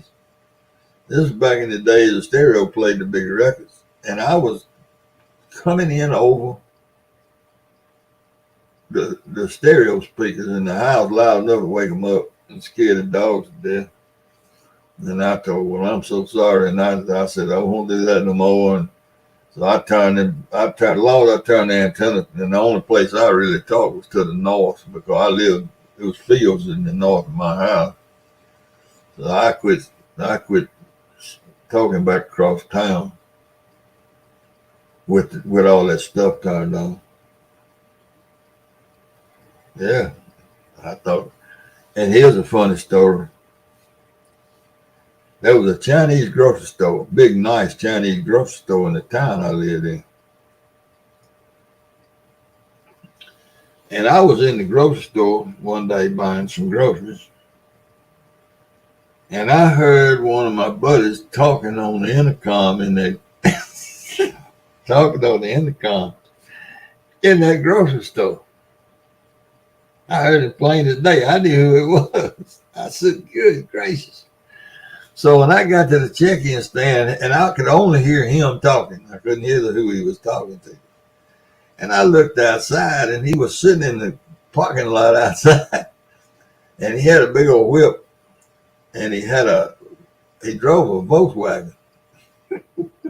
His insurance man. And he had a 102-inch whip on a Volkswagen, man. And he was sitting, and he had a little old bitty, one of those small boosters up on his car seat, and it was coming in on the intercom in that grocery store. Man, these Chinese folks looking, everybody looking. So I checked out. I went out there and went to the door. He was laughing, He said, "What's wrong, man?" I said, "Look here, buddy." I said, "I can hear every word you saying in there in the grocery store." Really? And I said, "Yeah, man." I said, "You coming in loud and clear in the grocery store." He said, "Oh Lord." Now I'm not being. I hope nobody gets offended by this. But y'all have been in Chinese grocery stores when they get to talking to each other, one in the back and one in the front, and they get to doing that. We can't understand it. Yeah, but y'all know what I'm talking about, hollering back and forth through the grocery store at each other, talking to one another in Chinese. Have y'all ever heard all that? I know you have. You ever been in a Chinese store? Well, anyway, David and I had a buddy that would go in the grocery store, not that one. I never did it in that one, but the ones in his town that were just a little small place town that we all went to school together. Yeah. And Larry would go back there and go in the grocery store and get over there one of them aisles over there, and they get to hollering back and forth. He goes talking. He could do it too, man. It sounded just like he was speaking Chinese. And finally they come over there, and the man that owned it, he was a nice guy. His son played football with us. Now they come over there and he'd be acting like he was mad at Larry.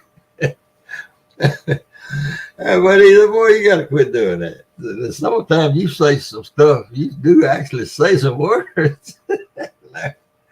Well, they get in the conversation, So we went and got Larry.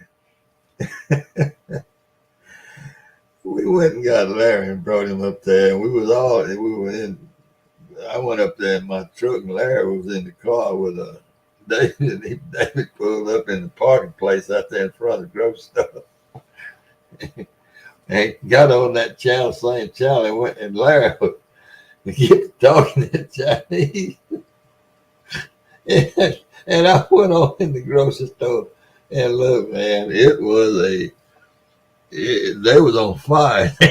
It sounded like I was in China. It was about 5 of them talking, and Larry was on the intercom. I wish I had a videotape, man. That was so funny. And then they was all looking at one another, speaking, talking Chinese. Oh, that was yeah, man, that was funny. Yeah, PA speaker. Yeah, one of those guys I met I had already known him, but vaguely. He's a farmer over in one of them counties over past me. And we coon hunted. He was a coon hunter, and I was a coon hunter too. He had a PA system on his truck, personal truck. And he had a super coon dog, a young dog, 3 years old. And we talked him into hunting him in some field trials. All he did was just coon hunt. And I coon hunted with him, and man, it was the best dog I ever coon hunted with. Way better than my dog, way better than any dog I ever owned, way better than any dog I ever hunted with. And I hunted with some good ones. So we went to a field trial. He won the hunt. So now when you win a hunt, you try to make night champion out of your dog. So he said, "Well, that's pretty much fun." And, we told him how it went and, what to do. And also, the next weekend, we found another hunt to go to. And he then got cocky, he won the hunt. And we pulled up, and he had the intercom there. And when we got in the driveway up to the clubhouse where we were going, it was full dark. He hit that intercom, and he had Dixie on, playing Dixie. He playing Dixie all the way up. And parked and letting Dixie play while we was unloading the dogs and chaining them out, and then he cut it off. We went on, signed up. He won that hunt. Going away. So that's 2 wins. You got to have 3 to be night champion. Won that hunt. So next hunt, we went the next Friday night. Or it could have been a Saturday night. But anyway, the next weekend, we met up, got loaded up, 3 or 4 of us. We went to somewhere, I don't even remember where, but we would drive 100 miles or so to a hunt. And he pulled in playing Dixie. And he won that one going away. So now you got a night champion. Now you got to win 1, 2, or 3 more hunts to be a grand night champion. And that's a big deal. He won 3 in a row.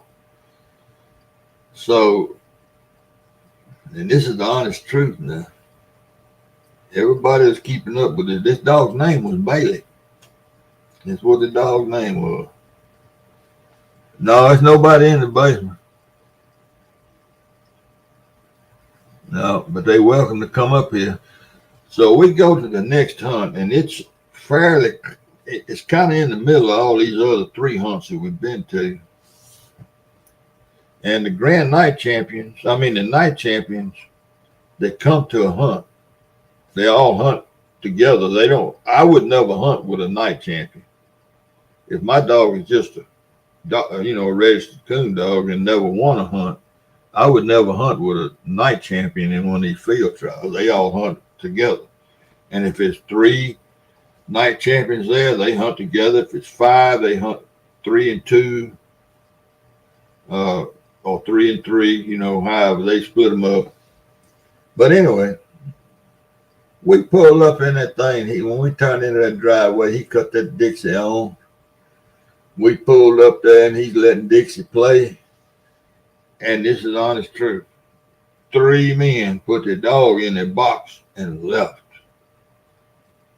3 different trucks. They loaded the dogs up and left. And then but 1 night champion stay at that hunt. And he was somebody that never had seen Bailey. And so he hunted against Bailey. Well, Bailey won going away. So we got to talking about it. Said, look here, man. Said, what's going to happen? What would happen if you go to a hunt and there's no night champions there? Well, you can't hunt. You got to hunt against the night champion. So we said, well, let's look at the book. And then we all subscribed to a magazine that told where all the hunts were. So we started going to Arkansas. The next weekend, there was a hunt it was at Hamburg, Arkansas, is where it was, which is not far from where I live now, but it's a pretty good jump from up where I lived at that time. So I told Malvin, I said, you might not ought to be playing that music. I don't know whether you ought to be playing that music or not, man. I said, but anyhow, he said, no, that's my calling card. So we found the place, and we turned in. There's a clubhouse back there in the woods, and he's playing Dixie all down the driveway and everything. And he won that hunt going away. He hunted against 4, 5, 6 dogs. He won that going away. So now he got to win 1 more. So we go back to Arkansas. Hamburg is about due east of Greenville, where I live. Due west of where I live now. We went to a place called Warren, Arkansas, which is on further and on up on up a little bit. It's a pretty good jump from where we were. It's a good bit further than Hamburg. We pull up, we find a place, and we going into the little driveway there to the club house, and he cuts that Dixie on. We getting the dog put up, and two men put the dogs in a different truck and left, 2 of them. And 2 stayed, 2 night champions stayed, and 2 of them left. That's how fast the word got around about Bailey. And he won that. He went from never hunting in a hunt to a grand night champion in 6 hunts. That's the best you can do. You can't do it any quicker. And I don't know how many points he made. And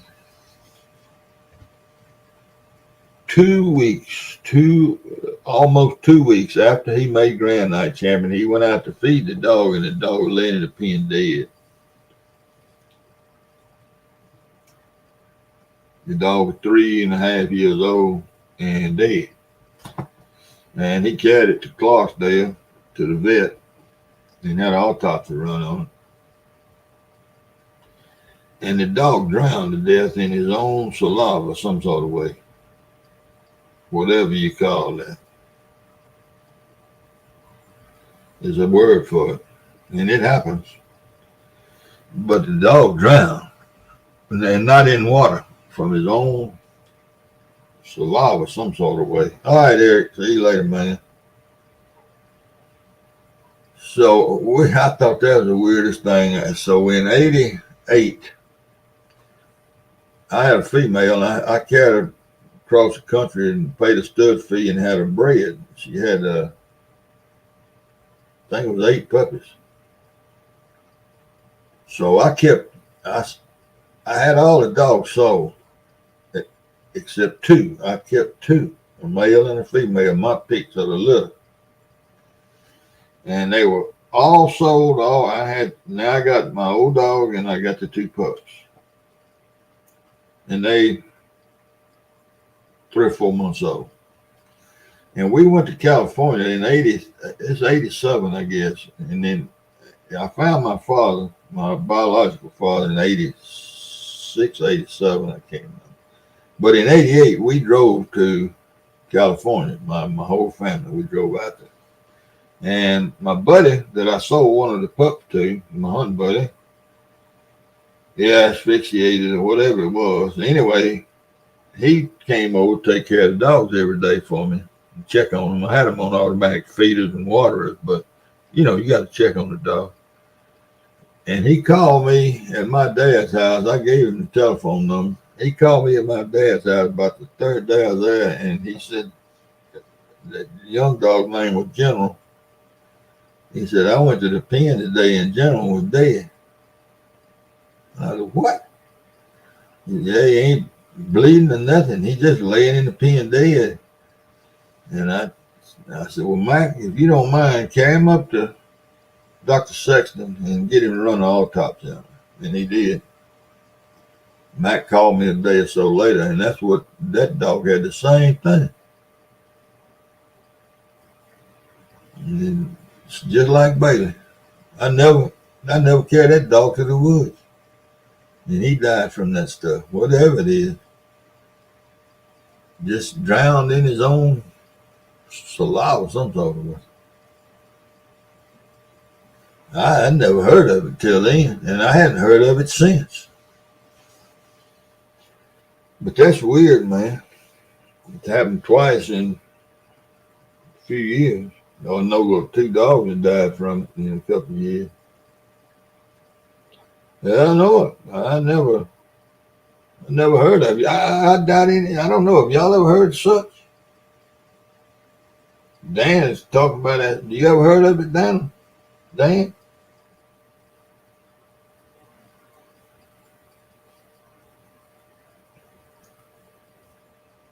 But it was a name for it. I can't remember what it was. That's long.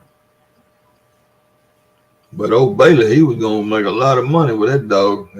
He would have studied my dog for sure. No, this wasn't Parvo. We gave him dog shots and everything for all that, and had him on heartworm treatment. And oh man, my vet bill. Ooh, God. Finally, but my vet was a good guy, and he showed me how to give shots, and he sold me some B12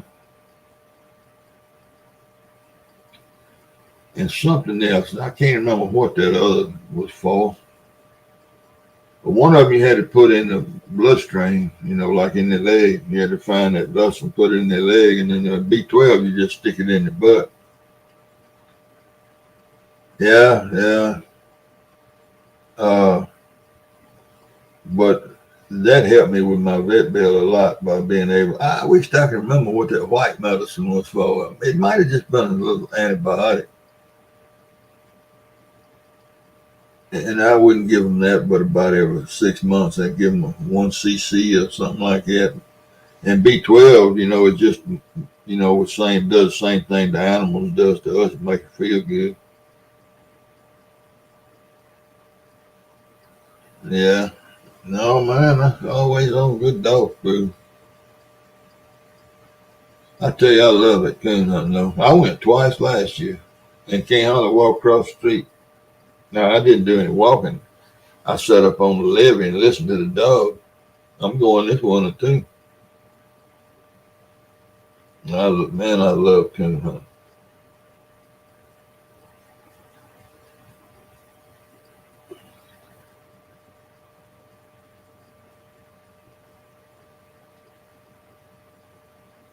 Gizmo. Yeah, it's hard to lose them, man. It's just worse than part of the family.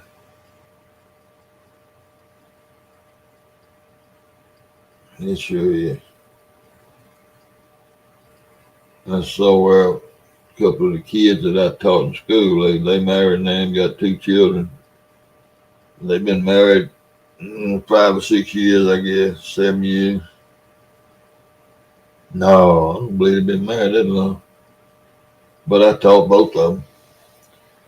And the boy had a white lab when he got married. The dog was in the wedding pictures. He died today. They all tore up, I'm sure. The girl made a long post on it was really sweet. You know how you do when your dog, some people can do.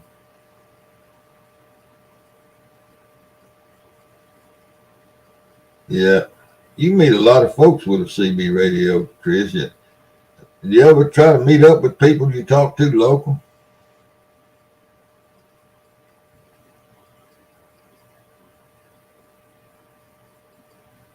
Oh, you're right, Chucky. On a cold, frosty night, about 36 degrees and no wind, clear skies, no moon. Yeah, where the red fern grows. Hey, Dan, Chuck's corner ring got him a mountain cur squirrel dog pup, and he named her Ann.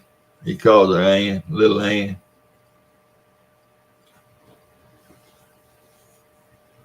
Yeah, coffee break. She's gonna be a good dog too.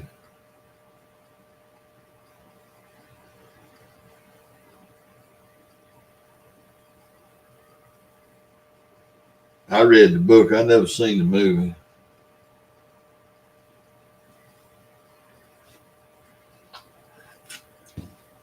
Yeah, man, I love listening to a good dog run a tree.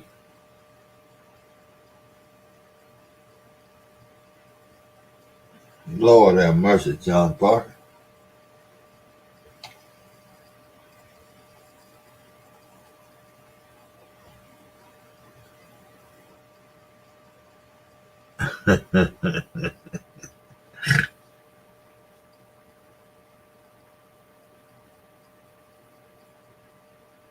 Yeah.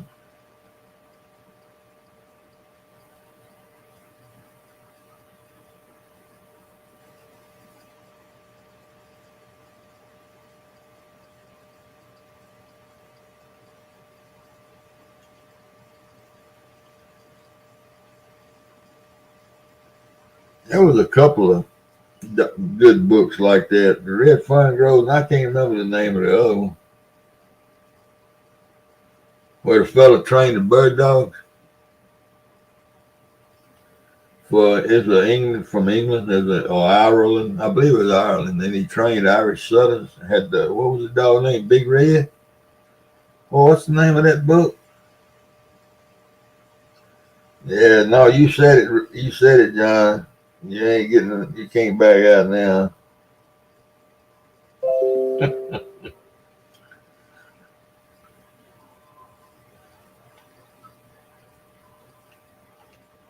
All right, Chris. Big Red, and they were Irish Setters, and he trained dogs for the Lord, for the Lord of the estate, or whatever you want to call it. The amount of Lord of the amount, I reckon you say. Okay, Chris, I'll get to it. I'll get to it.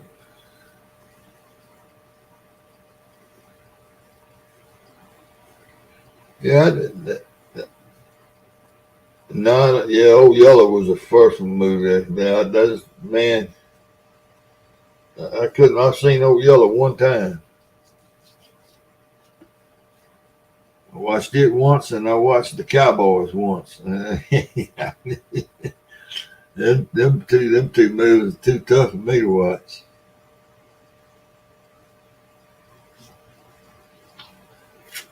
Too tough for me.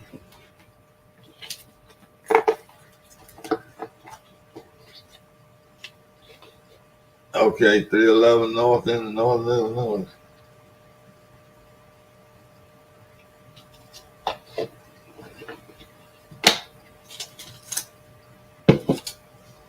Yeah, Lassie.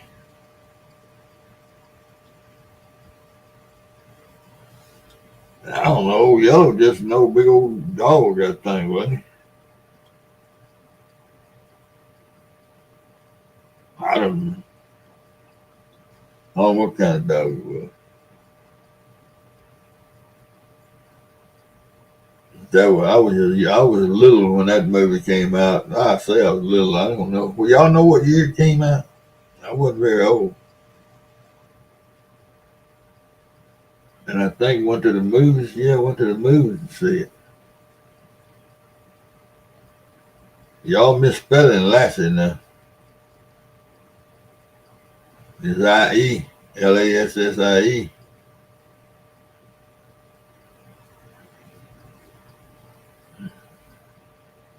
Yeah, biscuit. There you go. That's what he was supposed to be, Melissa. He probably was some kind of souped up dog, but he was supposed to be a biscuit eater. Yeah, Ren 10. Y'all old enough to remember all those shows? I guess you are. Yeah, Lassie was a big old collie. There's been a bunch of Lassies, just like there's been a bunch of Triggers.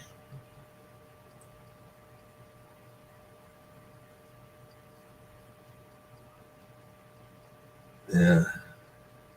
Any of y'all from Tennessee? I don't believe I should have told Jody this. Yeah, that's right, 61. You remember. You know, Tennessee, they play old Rocky Top, and their mascot is a blue tick hound. Are y'all familiar with that? There's the blue tick hound. Well, here a few years ago, I moved here in 1980, so it's been since 1980. There was a guy here, a pair of brothers. There were two brothers that raised coon dogs, and of course, as soon as I got to Greenville, and I already knew most of them from field trials, but I met a bunch of people that coon hunt. And there was a club here.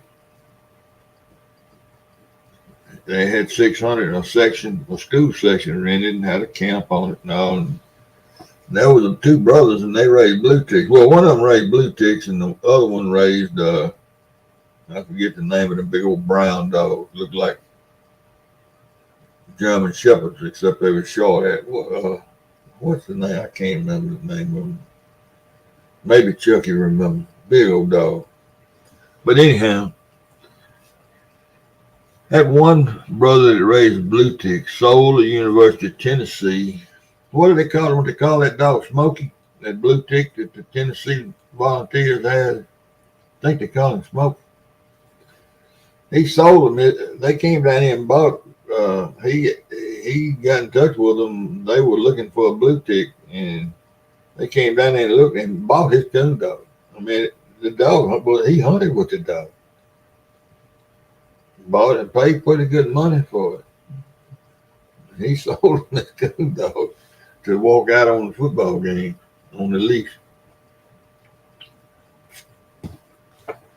Sure did. I can't understand why between Knoxville and Greenville, Mississippi, they couldn't find another blue tick. But they came all the way down here and bought that dog. He sent them some pictures and they showed up and bought him for way more than the dog was worth. Tennessee. I don't know much about the state. Southern part I'm familiar with a little bit.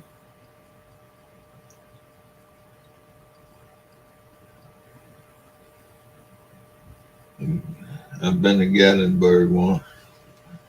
Well, I actually been twice. First time and the last time. I don't care nothing about. I've been to the Smokies twice. First time and the last time.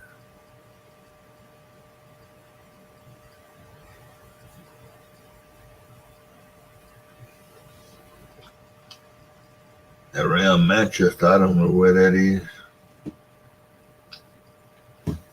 Tennessee's so wide, man, it could look like it runs halfway across the United States. That and Kentucky.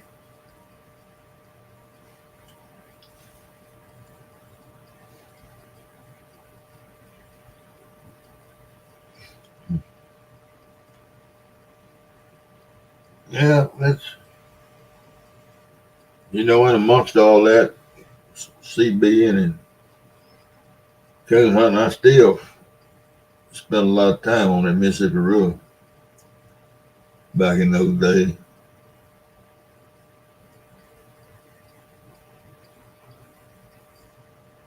We've had a boat ever since, I reckon 1967. Never been, I was without a boat for about 2 years.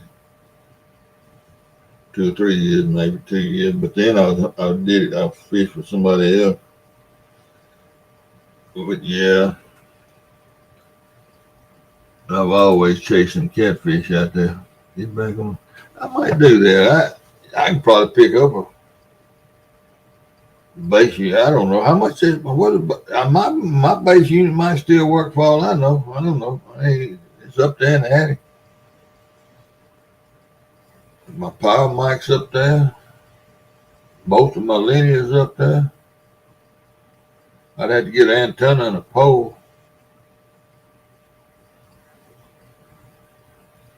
Lord have mercy, I'd have to hire all that done. I couldn't do that no more.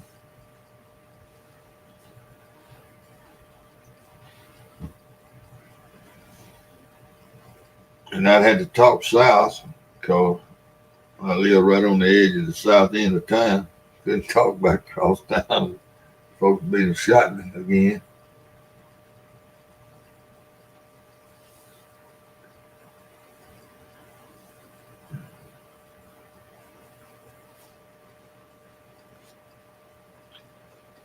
You know, I ain't got but one linear left. I sold one of them. I just thought about that.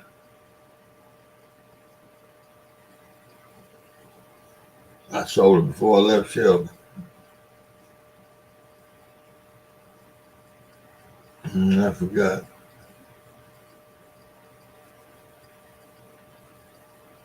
One of them tube type. I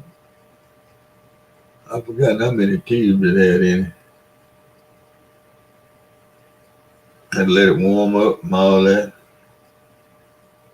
No, I didn't have Moonrakers.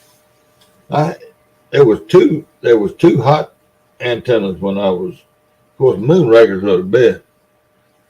And I can't remember the name of the one I had, but it acted LQ6 tubes. Could have been big old tube about that tall.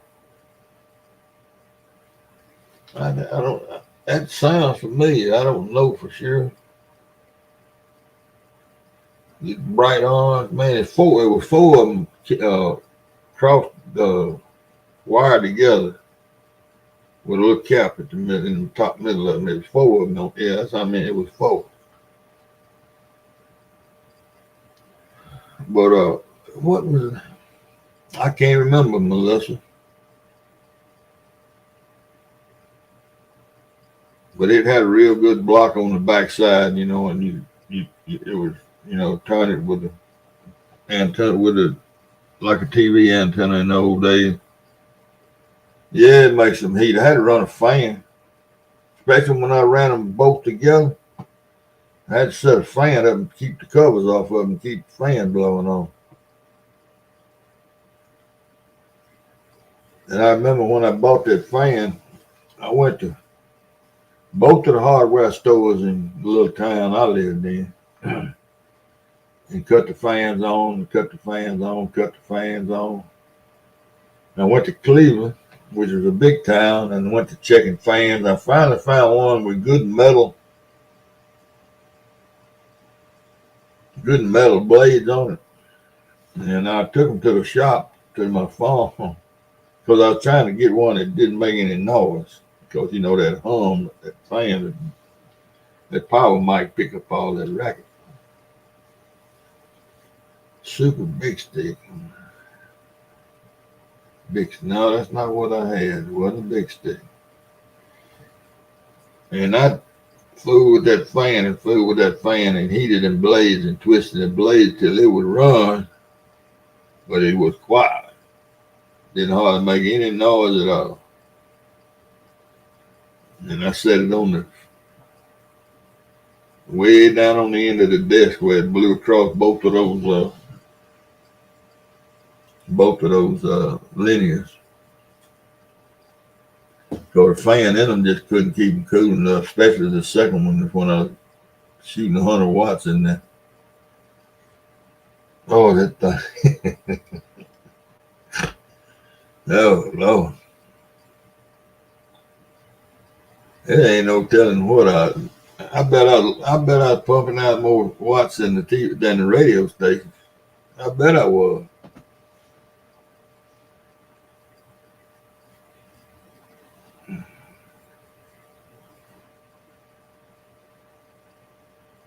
Yeah, that was.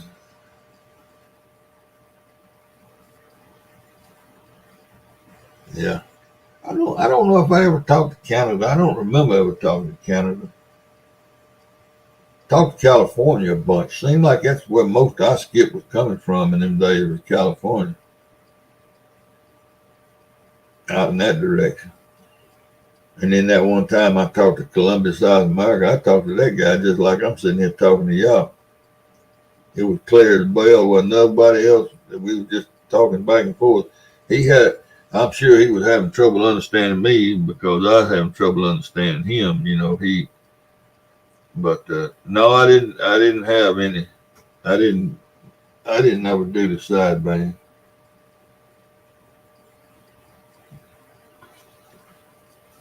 But Chris, I was sitting up there. I've always lived right on the Mississippi River in Mississippi. I'm 38 miles from where I grew up.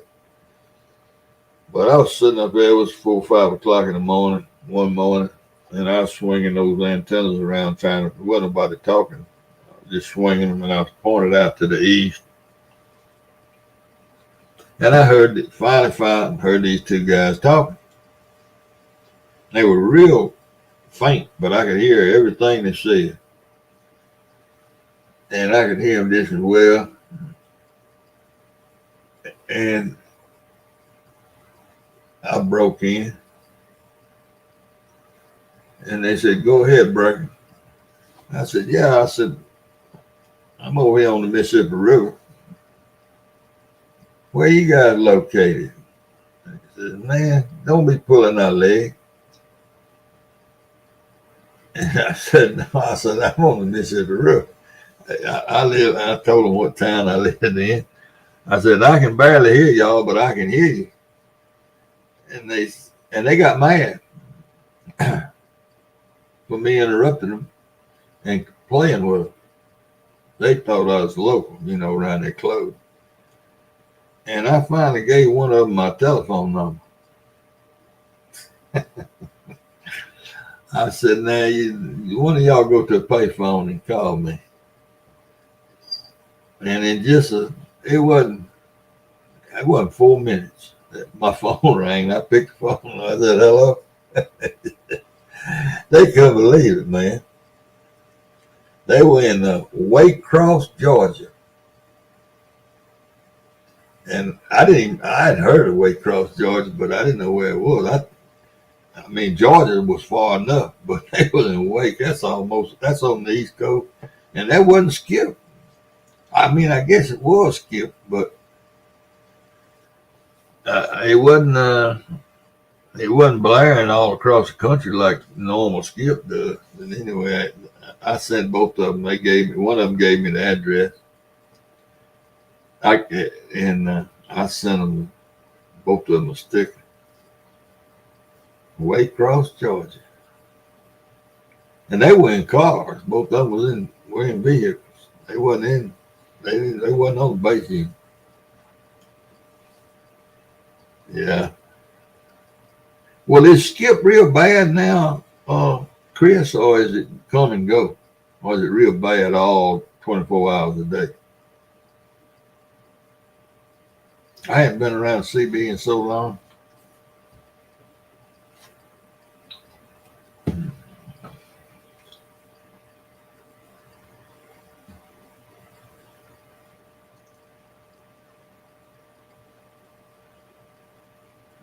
I was just wondering if it's still all day like it used to be, like it got to be. You talking about all the time or just every once in a while, Chris? It just comes in every once in a while?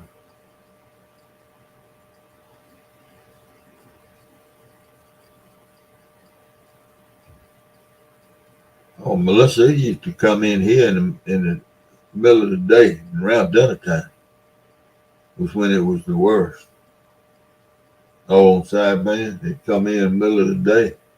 And then sometimes at night it would, no,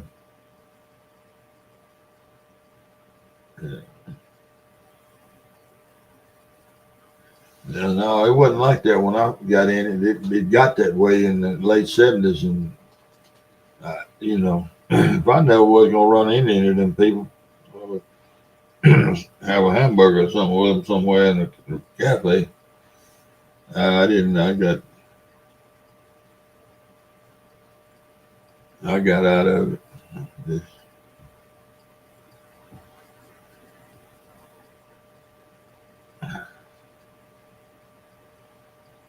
I enjoy talking around people I could talk to within 100-mile radius. Actually, mostly to the north, though.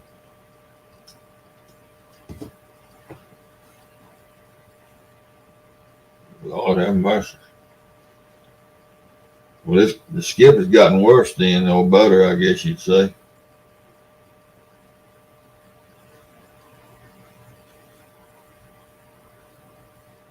That's where most of mine was, California. Or out west, in that direction.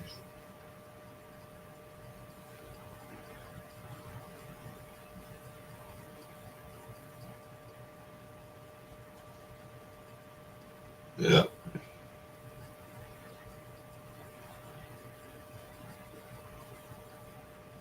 Well, it really is, I'm sure. Now, when we drove out to California, I put one of my mobile units in the car, hooked it up, and put a magnetic antenna on, and so I could hear the truckers. Heck, I got 3 or 4 mobile units up there. Because I had them on my tractors, had them in my truck.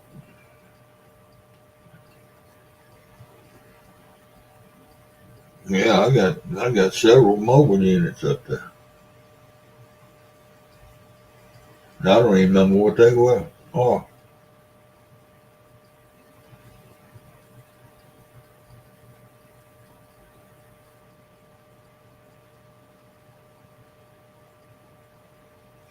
I like to have one. I'd like to have one in my truck still because I like to listen to the traffic, to the truckers especially. We do all the traveling in Kay's truck, in Kay's vehicle. Though she ain't gonna put one in there.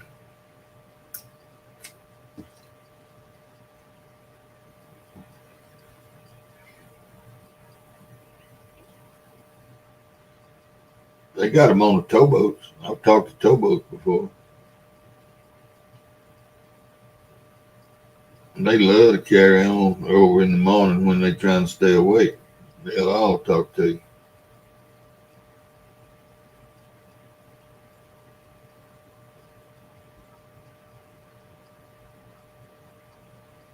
We sit on the riverbank, talk to them when they go by in our trucks. They shine a light on, give us a signal and all that.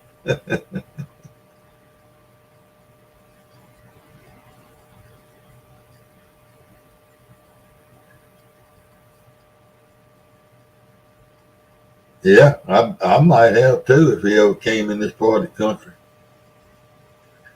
Hey, Joe, still packing? You ain't gone to bed yet?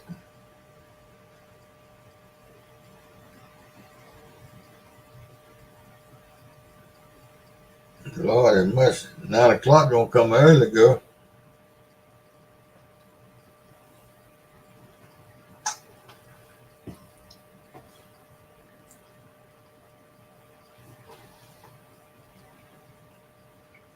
Lucky been asleep since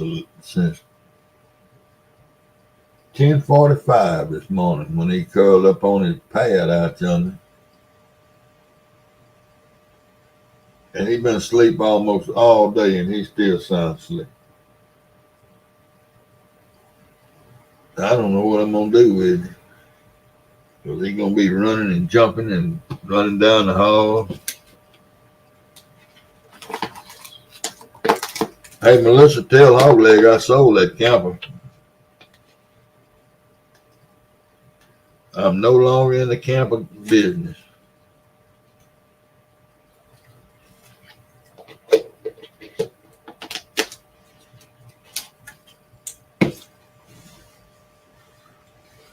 And Jody, can you fish up there where Bob fishes? Is that a long ways from where you go? Well, damn, my mom done got sleeping and pills working on me. Bob that makes the sticker.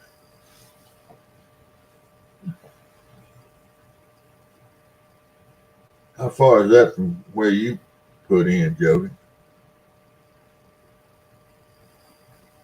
Bobcat, that's right. Yeah. How far where ramps from where Bobcat goes? Seems like he got current most of the time, or quite a bit of current. Yeah, you sure were, Chris. You said good night. It's so far back up, I can't even scroll to it.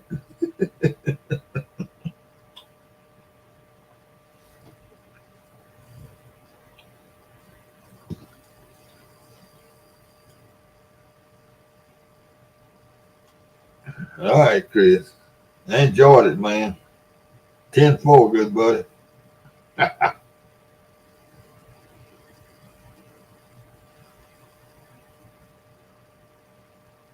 right. We're going 10-8, I reckon, or whatever it is. I think it's 10-8. I forgot some of them terms.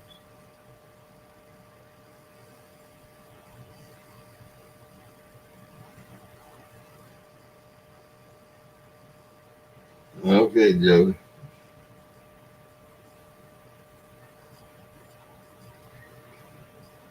Yeah. If you by yourself, that current is tough when you get a big fish on. No doubt about it. Been there, done that.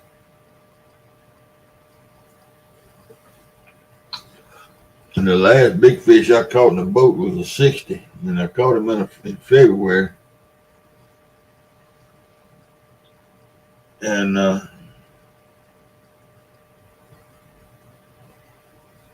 ended up putting a glove on and putting my hands in that fish's mouth because the current was so bad and all, I couldn't handle the pole and the net. And I had a net that's big around. I mean, it's plenty big, but I ended up getting that fish. He swam up close to the boat, and I got my hand in his mouth and give some slack and laid the pole over up there on the bow of the boat and put my other hand in his mouth and just laid down and just drew him over on top of him. And I couldn't, boy, he didn't weigh but 60 pounds, but Lord, in that current, I couldn't do nothing with him. So I know what you're talking about.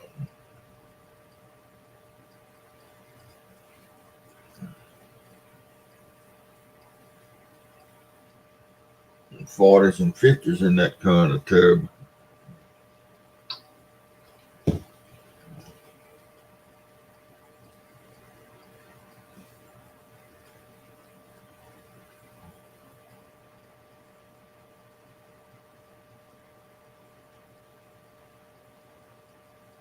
Yeah. That pontoon that's a different animal. I never fished off one, but I can see it would be a different animal to get anchored. Well, something else I wondered about that anchoring. Do you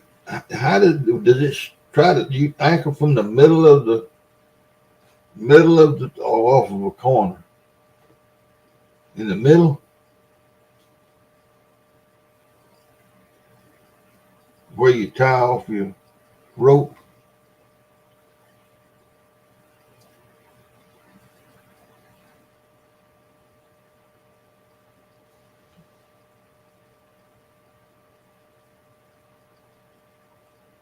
In the middle, yeah. Well, can you, like a boat, you can take your steering wheel and turn in the motor or maneuver the boat. Can you do that with a pontoon, or it doesn't? You can't do it with that motor sitting on. When you're sitting on anchor.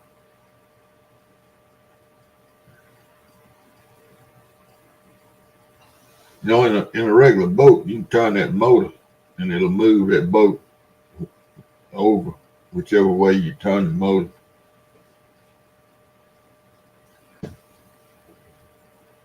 Okay. Yeah.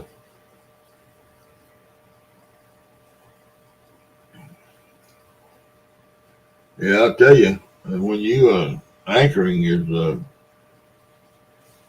being able to anchor is in the right spot and get the boat set up right is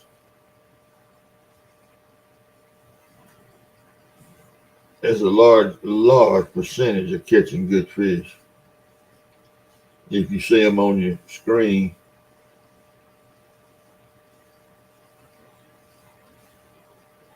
that you can turn that motor to get it to sit straight. Yeah, I didn't know if it would do enough to a pontoon or not.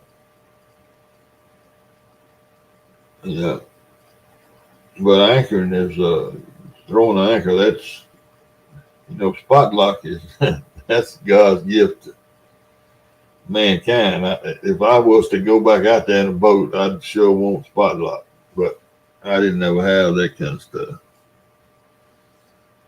And you had to learn how to anchor and put that anchor in the right place.